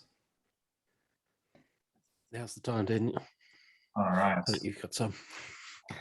Yeah. So great job, team. So I guess my first question is, have you thought about how else you might solve the logistical or delivery issues aside from putting that burden on the supplier? So in the future, at the beginning, we did consider like physical warehouse, like based in New Zealand or Australia. But as we were running through our finances, it was really hard in the beginning years to justify all of these costs. So because we believe that right now the business environment and the tech environment is so dynamic, so our main goal is to get our service into the market as fast as possible. So as for logistical issues, we definitely have our solutions to the problem, but we believe in the timeline will probably be further down in like the year 4 or year 5, depending on how the app goes, because we don't want to implement something that's so costly before validating whether there's actual need for the service in the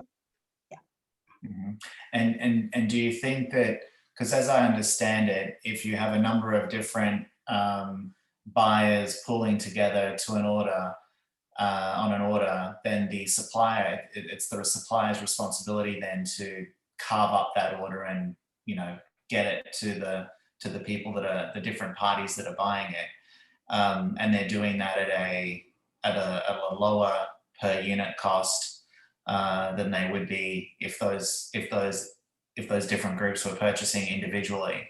So is that going to? Do you think that that's going to limit their desire to use the service? I think that's definitely a very interesting point. But besides the suppliers, another focus that we had for MYOB is the collaborations between the small businesses themselves.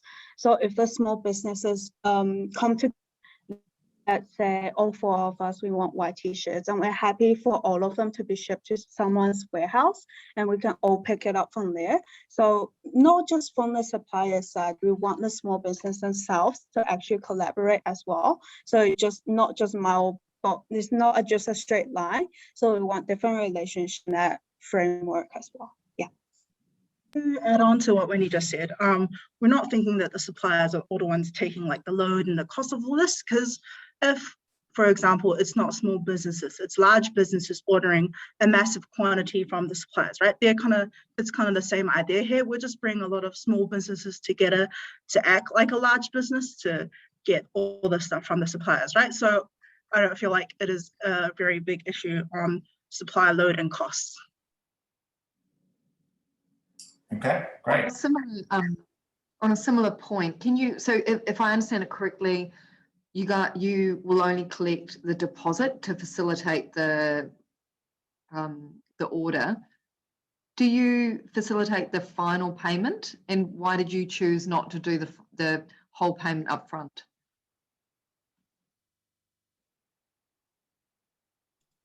So we're only taking a deposit right now because you know, it's a testing phase right now, and we're not sure, because there's like a lot of credibility issues with like large payments, right? So we only want to take the deposit to make sure people are not going back on their orders.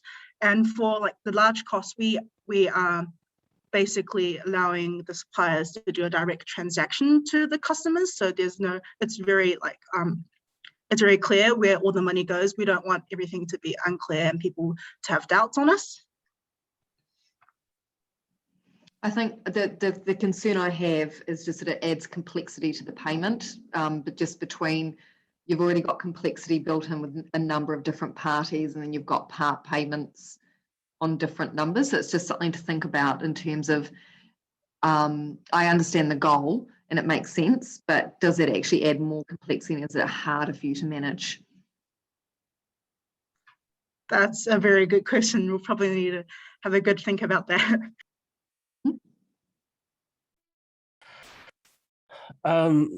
Quickly for me, I think if I'll choose to focus in on the tech one today. I think that when I look at what you've presented around technology, I guess I'm curious here. A lot of the proposition that you have does feel like it overlaps heavily within an e-commerce store in terms of both the front end and being able to select items. There's some different functionality there that could be an extension point of an existing solution, and there's probably some of the back of house kind of logistics software as well. So I was curious as to why you chose to go down the path of writing something yourself versus maybe getting to market quicker with a open source e-commerce solution, or possibly even something as simple as Shopify to be able to kind of get that store out in market first.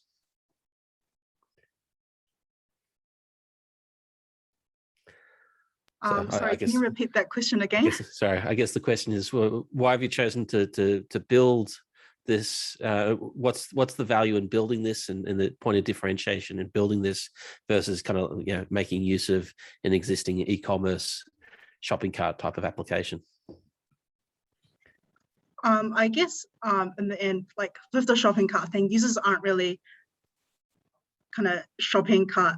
There's no like you put the order in and you get it right away. There's a lot of like waiting period for the order to close, because we will only know for sure that the order is through once like the minimum amount of order is reached, so we can allow for the discount to be applied. So I guess it's a tiny bit like change of a system than a normal e-commerce website though. So that's why we were handling this ourselves. Yeah, cool, thanks. Again, I guess, coming back to the question around that I've asked others today, is it looks like you've got two sides in this marketplace. Again, you've got the suppliers, you've got the buyers kind of thing. How are you incentivizing suppliers to get onto this platform? So the suppliers at the beginning, we plan to have a reference system before, like for the users and suppliers. So if they already have suppliers that they trust, but they just want to get a better price from them, MYOB will be the perfect platform to move to. And in the future, a part that we plan as like additional revenue is that once we have enough small business on board with our site, then it might be good for suppliers as like a platform to market themselves as well. So instead of selling to only big businesses, we have this pool of small businesses that they can appeal to as well. So I think once the platform gets momentum, there's definitely some attraction to suppliers. But initially, we do rely on users and existing suppliers to refer their collaboration onto our platform. Yeah. Thank you.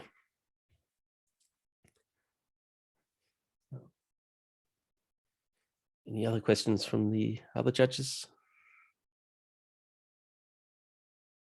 Can you talk us through a little more around how you're planning to reach your target users? So you mentioned, some social media, and I think in the initial presentation you talked about, doing some email marketing campaigns, but are you able to share a little more on how specifically you're going to reach your target customers? So right now at this moment, we have like our marketing plans kind of different from like prior beta and after launch. Prior beta, just because we have quite limited resources, we are looking to just, if we can collaborate with MYOB, which is the best case scenario, then we might be able to get a list of like small business contacts, and we might be able to send a newsletter to just let them know that this is upcoming service called MYOB. But in the future, we do want to see if we can reach out to like those smaller shopping sites that we're talking about, like Etsy. So have like our advertisement displayed on their app where their sellers go as well. So it'll be a very like efficient way to market. Yeah. Okay. Thank you.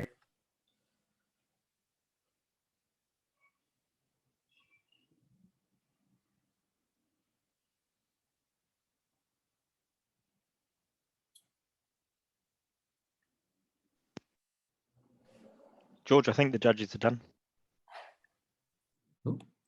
Thank you, team MyOrbit. Judges will now place you in the breakout rooms.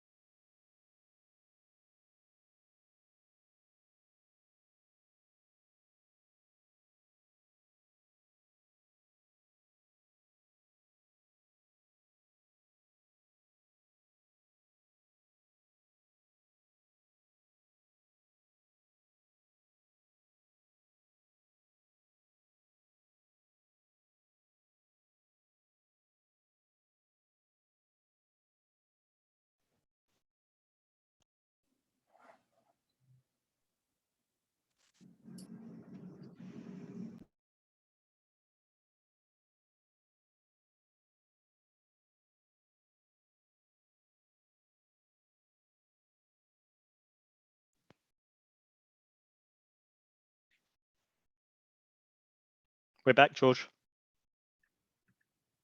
Great. Thank you, Team MyOrbit. Next up, we have Team Pizza Club as the final team for this afternoon from the University of Auckland. Team Pizza Club, when you're ready. Thanks.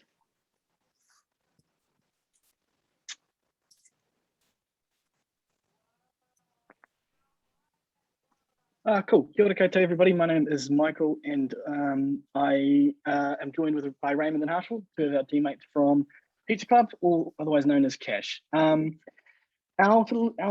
Our problem that we highlighted was all about cryptocurrency and the market that we exist in, where cryptocurrency is becoming a much more interesting thing for businesses to deal with in operations. Just some quick context here. The global market cap of cryptocurrency exceeds 1.5 trillion New Zealand dollars. About 1.5 million New Zealanders are planning to own or do own crypto assets. And globally, there are almost 1 million customer to merchant crypto transactions annually. There's a service called BitPay that some of you may be familiar with, and pretty much what it does is it allows customers to use their crypto assets to pay for goods and services, and merchants who implemented BitPay's service saw a 320% return on their investment for implementing that service. Also a little bit of context around the solution that we're going to focus on today when it comes to kind of small to medium businesses and their accounting software. MYOB and Xero, some competing firms there, have had lots of requests for cryptocurrency inclusion in the software that they provide and that they supply. So that kind of gives us a little bit of an edge into what we're going to be talking about today. So the cryptocurrency market is already here, 1.5 trillion New Zealand dollars at the global market, and it's growing at a rapid pace currently. So our question is really what stops small to medium enterprises and other businesses from accepting crypto assets? We don't think it's about people not understanding crypto assets or understanding what cryptocurrencies are. We think it's actually that it's really complicated or from a tax perspective, and it makes it really hard for businesses to want to start using this innovative technology if it's going to cost them a lot of money to implement their accounting, or if they're going to have to pay for a really well-trained accountant. So that's kind of the key issue we're highlighting. Small to medium-sized enterprises have an opportunity to access and utilize cryptocurrency, but they just don't have the resourcing or the skill. So just quickly going over some of our obligations on crypto tax obligations. It's same for Australia and New Zealand. You have to manually track your crypto income that comes into your crypto wallets. Then you have to find out the value of the crypto on the date that it was transacted. Then you have to manually insert this data into your existing accounting software. And if you're having hundreds or thousands of transactions a year, this is going to be a very tedious task. So it's just a lot of work. Our solution is pretty much to make that easy for people. So what we want to do is simplify crypto asset tax obligations by automating conversions, importing blockchain transactions directly from wallet feeds, and streamlining customer to merchant crypto payment processes. So move to the tech demo now. I hope you can still see my screen. Yep, we can. Right. So this is kind of our homepage, our web page. You just log into our service. You can log in with any of your existing accounts. We're using Google for this example. I'll just log in here.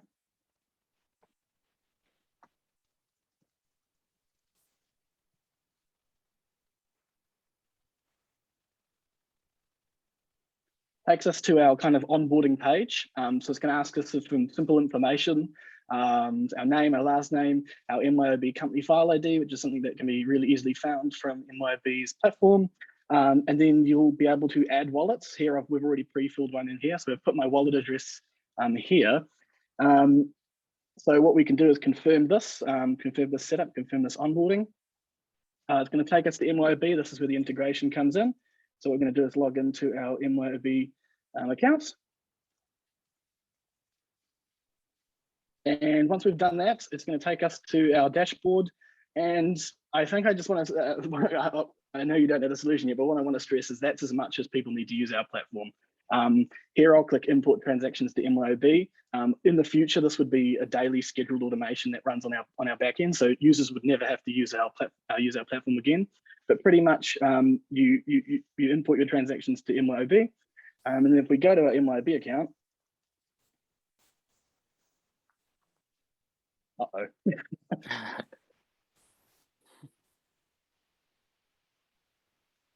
Click the refresh the session button on MYOB. Yeah.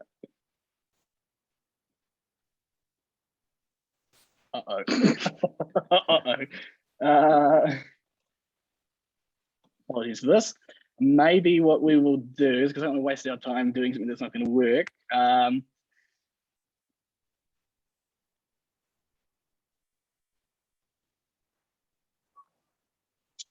Here we go.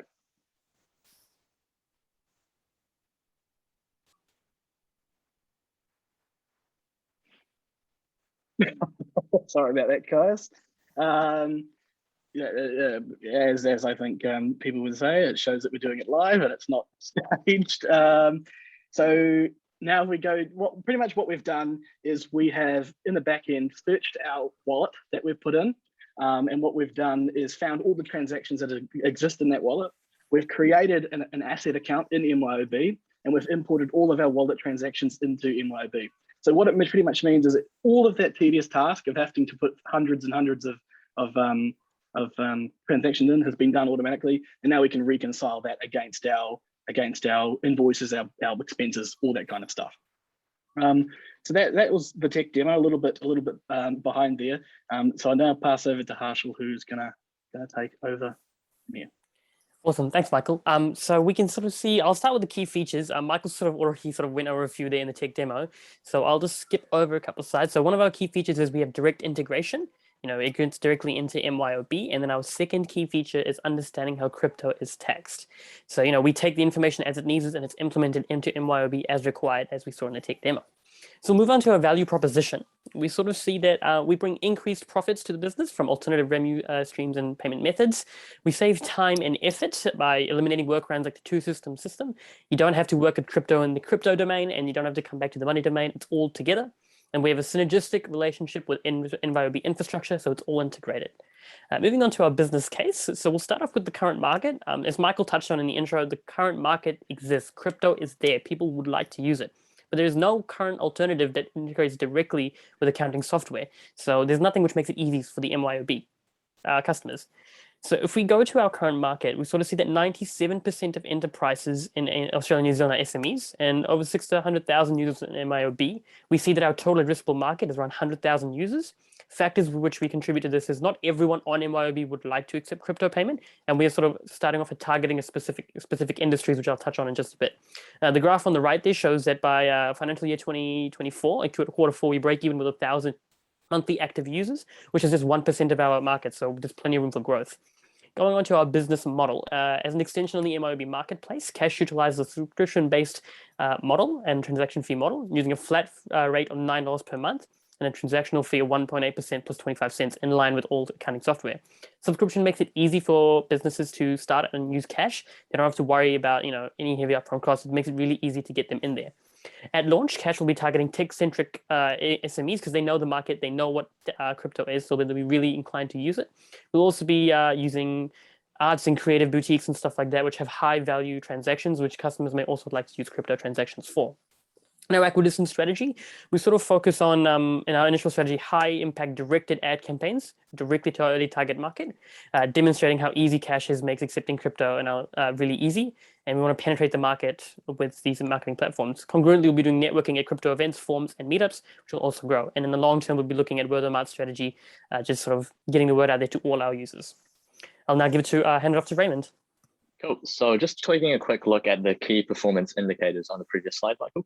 The main things that we care about is the user adoption right at the start, just seeing how much demand there actually is in the market. Then we're going to be monitoring transaction count and looking at user retention and their growth rate to see how that market is going to scale and what we can actually capitalize on that. So those are the things that we will focus on as much as possible. Looking at the timeline, what we've done already is finished a basic prototype that shows the linking and process. And in 2 months, we aim to launch a fully working minimum viable product launched on MYOB with full support of Ethereum cryptocurrency. Over the next few months, we'll be supporting more currency and doing more maintenance things to improve the application itself. taking a look at the finances now, we did do a projection all the way for the next 2 years. And although you can kind of not really see it clearly on the slide, but we can go back to it in a second. On slide 24, it shows you what we forecast our break even and actually the point where we're starting to make money is. Where we expect that to happen at the end of financial year 2024 in Q4. And what this means is that we want an investment of 377,000 New Zealand dollars for equity and a potential EBITDA of 160K by that time, at that point in time. Cool. So quickly looking at just the architecture of our application, that's the whole summary of it in a nutshell. But mainly we're using AWS Lambdas. Those are really useful for us to be able to do asynchronous transactions without actually hosting a server. Since we're processing them on a daily or even hourly basis, we don't need a server running all the time. We choose to use MongoDB Atlas because that was just something we were personally familiar with, but it's also really scalable and it's also deployed on the cloud. The front end is also hosted on the cell. And finally, just something key to mention is that the CoinLay API that we use to get all our transaction and exchange rate information is also IRD approved and is a reputable cryptocurrency transaction exchange rate provider so that we can actually use them and get for it to still be tax compliant. And that concludes our presentation, and we're happy to open the floor to any questions that the judges may have. Thank you.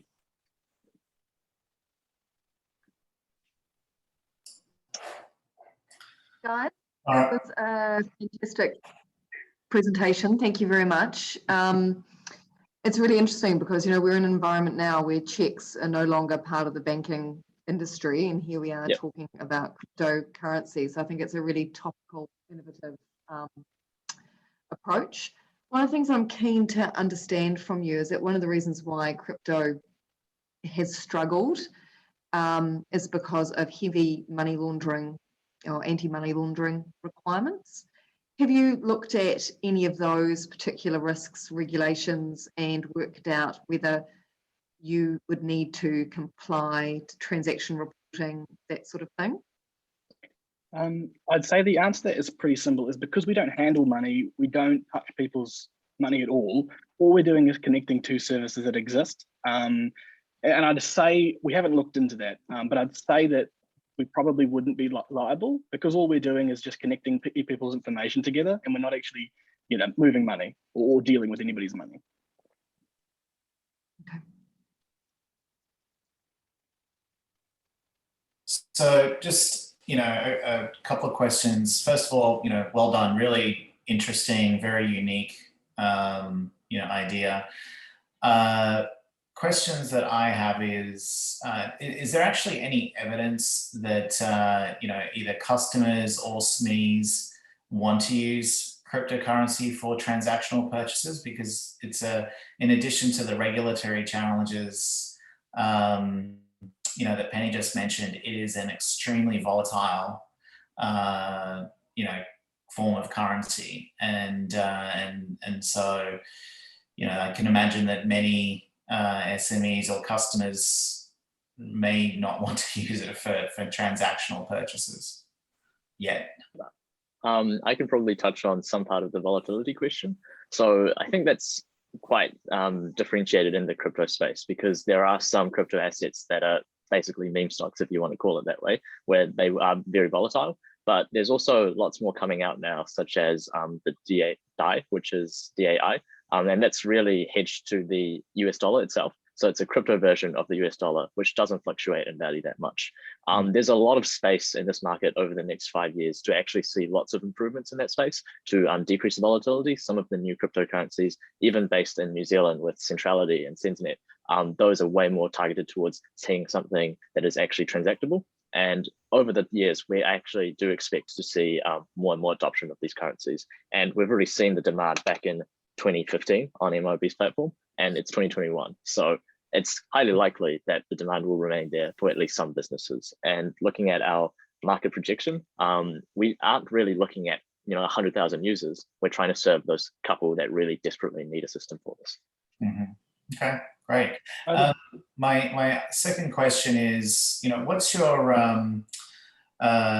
what do you see as the value proposition, or how would you describe the value proposition to a SME that would, make them want to pay $9 a month just to accept an additional form of payment?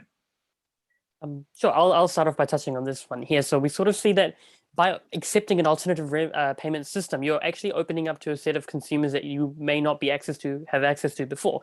There are people who have crypto assets which they would like to spend, and you get access to those people through using cash. So the $9 is kind of justified with the people that you can access, the additional transactions you'll be able to get into your business from reaching out and growing to those customers which may not traditionally want to interact with your business. And it does save time and effort. If they were to do it manually for their 1 or 2 customers, it would still take them some time. They need to get the right information, store it, remember it manually, whereas cash handles all of that in an automated process. So it makes it super simple for them to take the step to accept crypto. And $9 a month is a good fee for them to enter, and it's not locking them in for something larger, but it still gives them access to transactions that are quite substantial in size if they needed it to be. Mm-hmm. I mean, in an early stage market like this, your goal is to attract those early adopters, right? Do you see that $9 a month, might be a barrier to entry, where there might be another way you could monetize, that capability that is less of an obstacle to adoption? I'd say if we look at the financial forecasting, the kind of forecast that we're looking at is a small number of already existing customers who deal with kind of high turnover amounts. And it would be my opinion that $9 a month on the kind of forecasting we're looking at isn't a huge barrier. But I think longer term, as we want people to start using cryptos, or people want to start using their cryptos to pay or accept cryptos inside of their business, I think that it's probably a really good thing to look at. It's about lowering that barrier to entry and getting more people to be using the currency, which ultimately in turn would support the growth of the business. And I think I just wanted to touch on, because I think quite a few of your questions have been really about, is it the right time? Is there enough demand here? And I think BitPay is a really good, we didn't get to cover it a lot, but it's a really good example of how there is lots of demand there. New Zealand and Australia are very different to America with regulatory stuff. So I'd say, I think we're a little bit lagging behind, but it's definitely coming. Okay, great. Thank you. Hey team, how easy would it be for a competitor to copy what you're doing?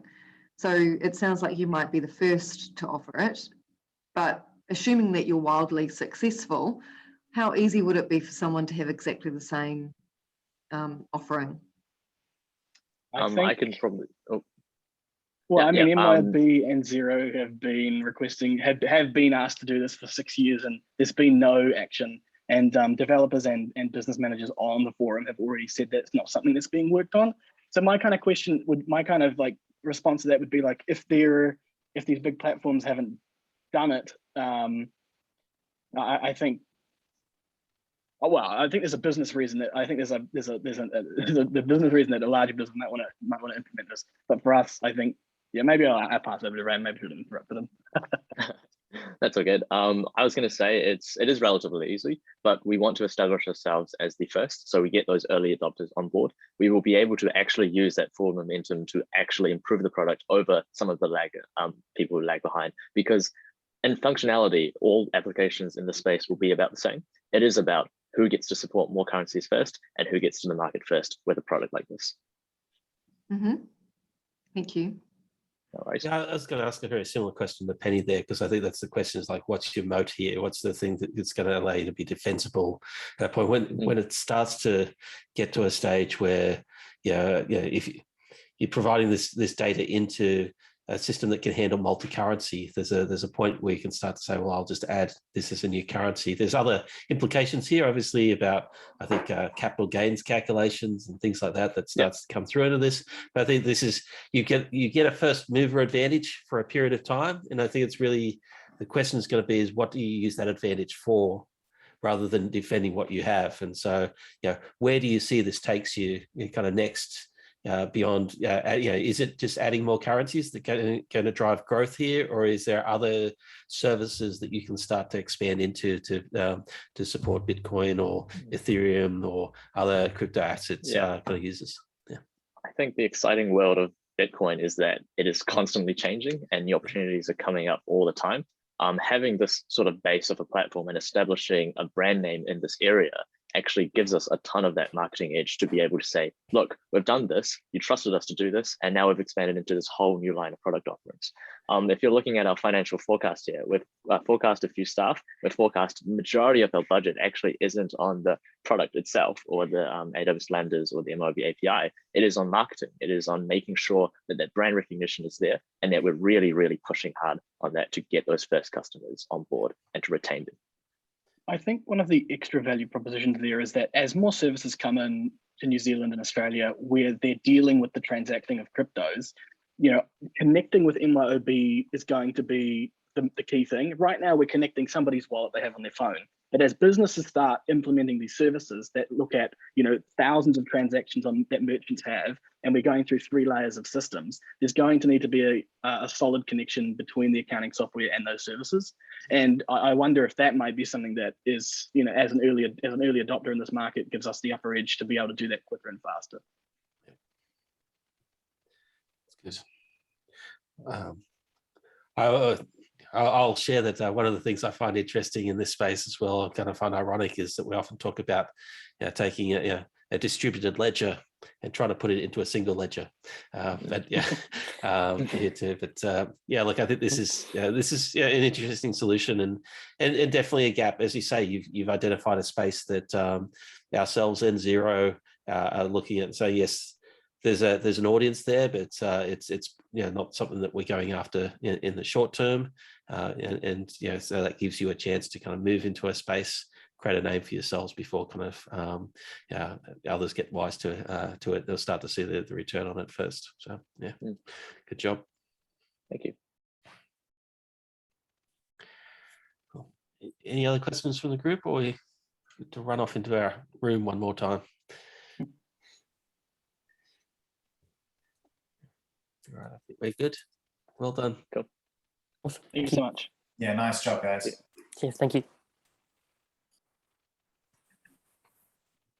Great, thank you, Team Pizza Club. Once the judges return after their discussion and their shortlists of the top 3 finalists, could we please have all our cameras on when we are we're just having a group photo right before the actual announcement of the finals.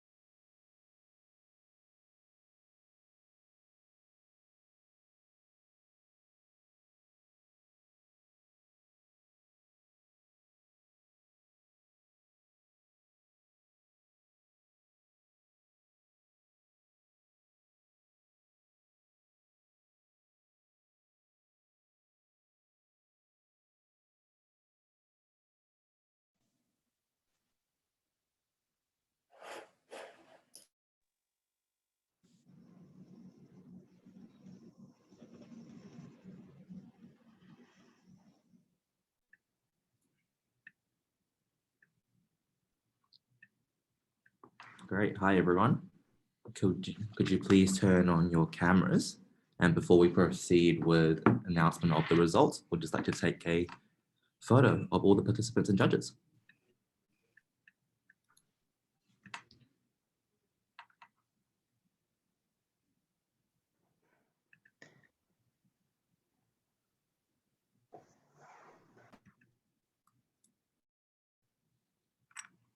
Great.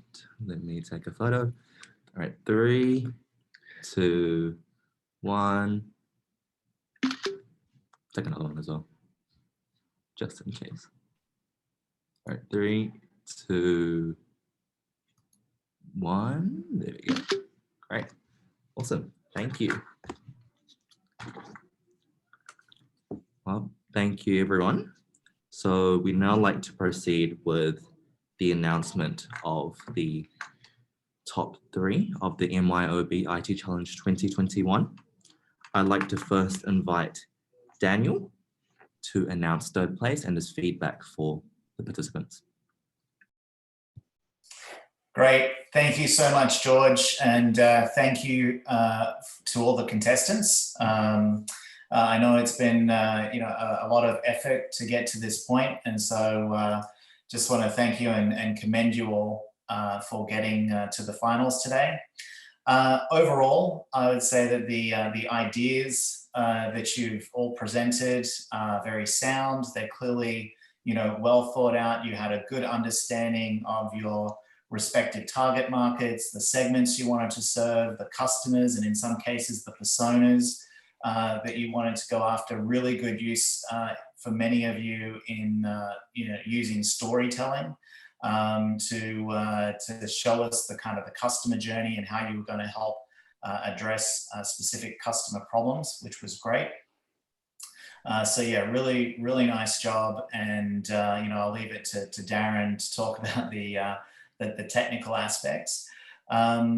So it's my great pleasure to announce that the 3rd prize winner today is the team from Everything Data. So congratulations to you all. We really loved your idea around using data to democratize business and give small businesses, give the little guy a chance to compete. With the large kind of corporate behemoths. You had a very good understanding of the problem you were trying to solve. You demonstrated a lot of customer empathy, and your solution and the way that you were going about taking to market was not overly complicated, which I think when you're starting a new endeavor is very important to make sure that you don't make it too complex and that you give yourself the opportunity to have early success, get product in market, solve customer problems, and then build from there. So, well done. And I will now pass over to Penny. Thank you. Thanks so much. Thank you. Well done, guys. Well done. Congratulations. Hi, everyone. Well done for getting through. I suspect you're all going to have a restorative cup of tea shortly, or maybe something else. Look, I've been blown away by the quality of your presentations, and in particular, the fact that you've collaborated as a team to get an outcome. And I suppose the judges and I, in our day-to-day lives, we are collaborating from sun up to sundown. There's very little that we deliver in isolation with from everybody else. So that's the actual really big secret to success. I'm delighted to announce the 2nd runner-up, which is Pizza Club. Well done, Pizza Club. The reason why we selected you was that your solution was incredibly innovative. It's very, very forward-thinking. It also solved a specific problem, and I particularly enjoyed how you looked to find some customer feedback to validate your business case. That was really quite smart.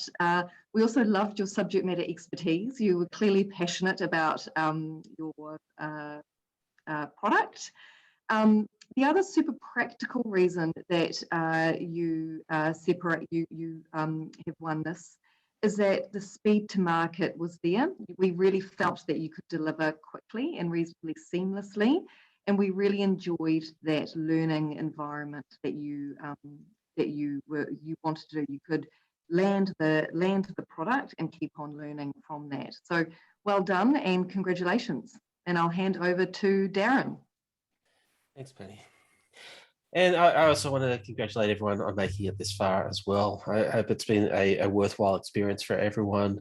I do really, really want to recognise the effort that you put into this, but I hope that there's a lot that you get through this process. Just being able to think through business problems hopefully gives you a return of that investment too, that sets you up for future conversations. And that we've all been blown away by the quality of presentations that you've all come through, and the fact that you've all been so data led through the presentations and all that stuff, that you're tying things back to real tangible things that are going to have a big impact as you start to get more and more into the business world and engage there too. Since Daniel said I should kind of talk to the tech side of things, I'll talk to that for a moment.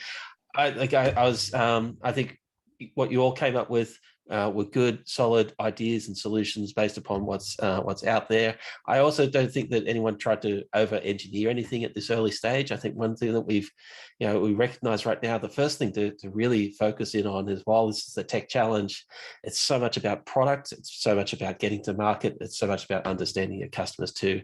And the real challenge is kind of balancing all of those things to find a path to success.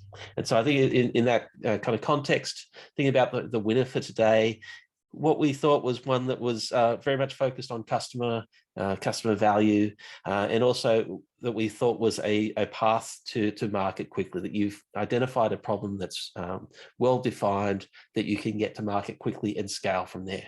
That is one of the biggest challenges that we see with any innovation in market. It's not about having the big idea and executing it big.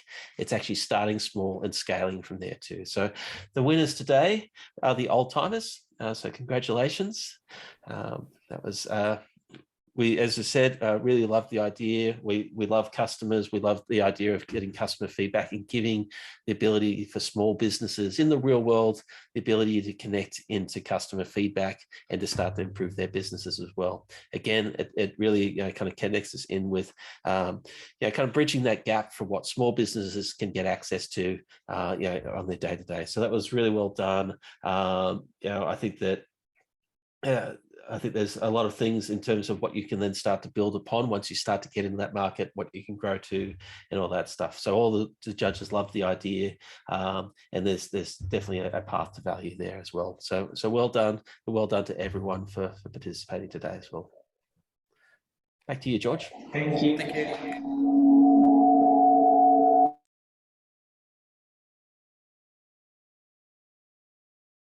Thank you, Darren and Penny and Daniel. Now, with congratulations to all the teams and especially the old timers.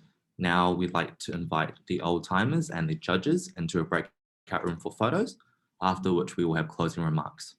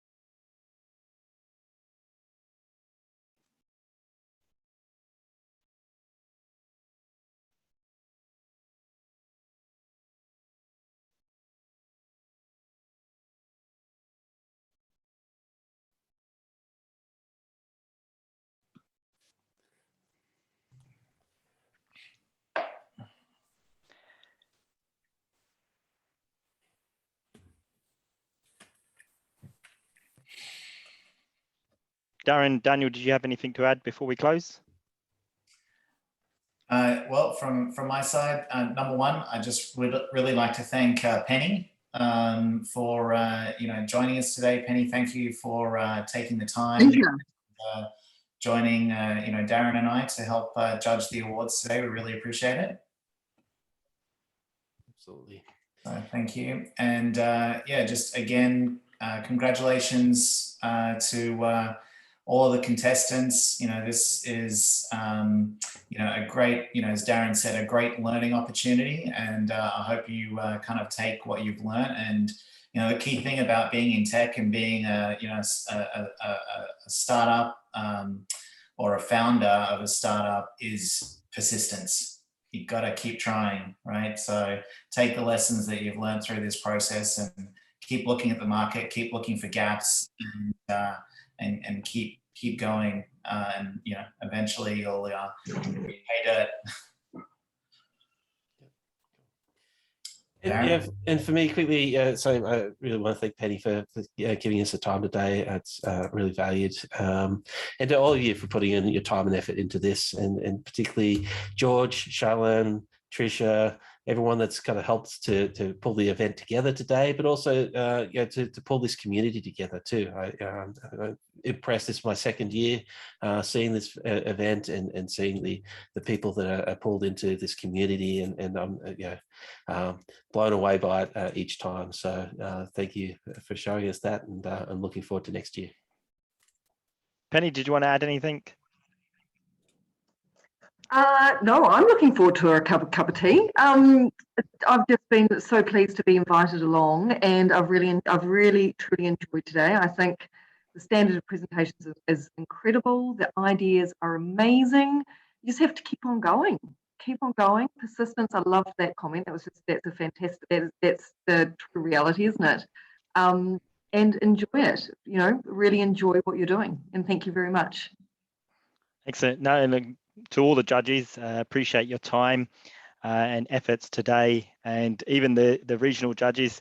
We had 11 MYOB staff members help out to determine the top 6, and the Management Consulting Club and their team that determined the top 20 initially. So from myself, big shout out to George and James and the team from the Management Consulting Club for another successful year. As I said earlier, sometimes I can't believe that we're 7 years in. When we started in 2015, just at the Auckland University, we took it national, and now to be able to do it trans-Tasman and have it open to all students across Australia and New Zealand. So it's a great partnership, and as already said, looking forward to what we can do in the future. So thank you to everyone, the top 6. George and James will be in touch with regards to your prizes, etc., in due course, and all the best with the rest of your studies. I'll hand it back to George and James to close. Awesome, thank you, Shailin. Once again, congratulations everyone on making to the finals and for getting a share of the $8,500 prize pool as well. We will be in touch shortly to ask for your account details and everything. But we just wanted to give a big shout out to MYOB for being a great sponsor and partner, and with the Management Consulting Club and everything they've done through the past few years. And we hope this will be a continuing relationship over time, and our relationship strengthens over time as we host more competitions together. Thank you again for the judges, Daniel, Darren, and Penny. We really appreciate your time just coming in and then to judge this competition. And we know how much valuable input you provide to students, and how much your feedback to them today will really help them with both their careers, but also their studies and everything beyond as well. So to all participants, congratulations again. And thank you again for participating in the 2021 MYOB IT Challenge.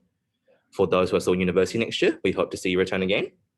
But otherwise, that's everything else. And thanks again from me, James, and the Management Consulting Club. Thanks again. Great. Thank you, everybody. Thank you. Take care. Thank you very much.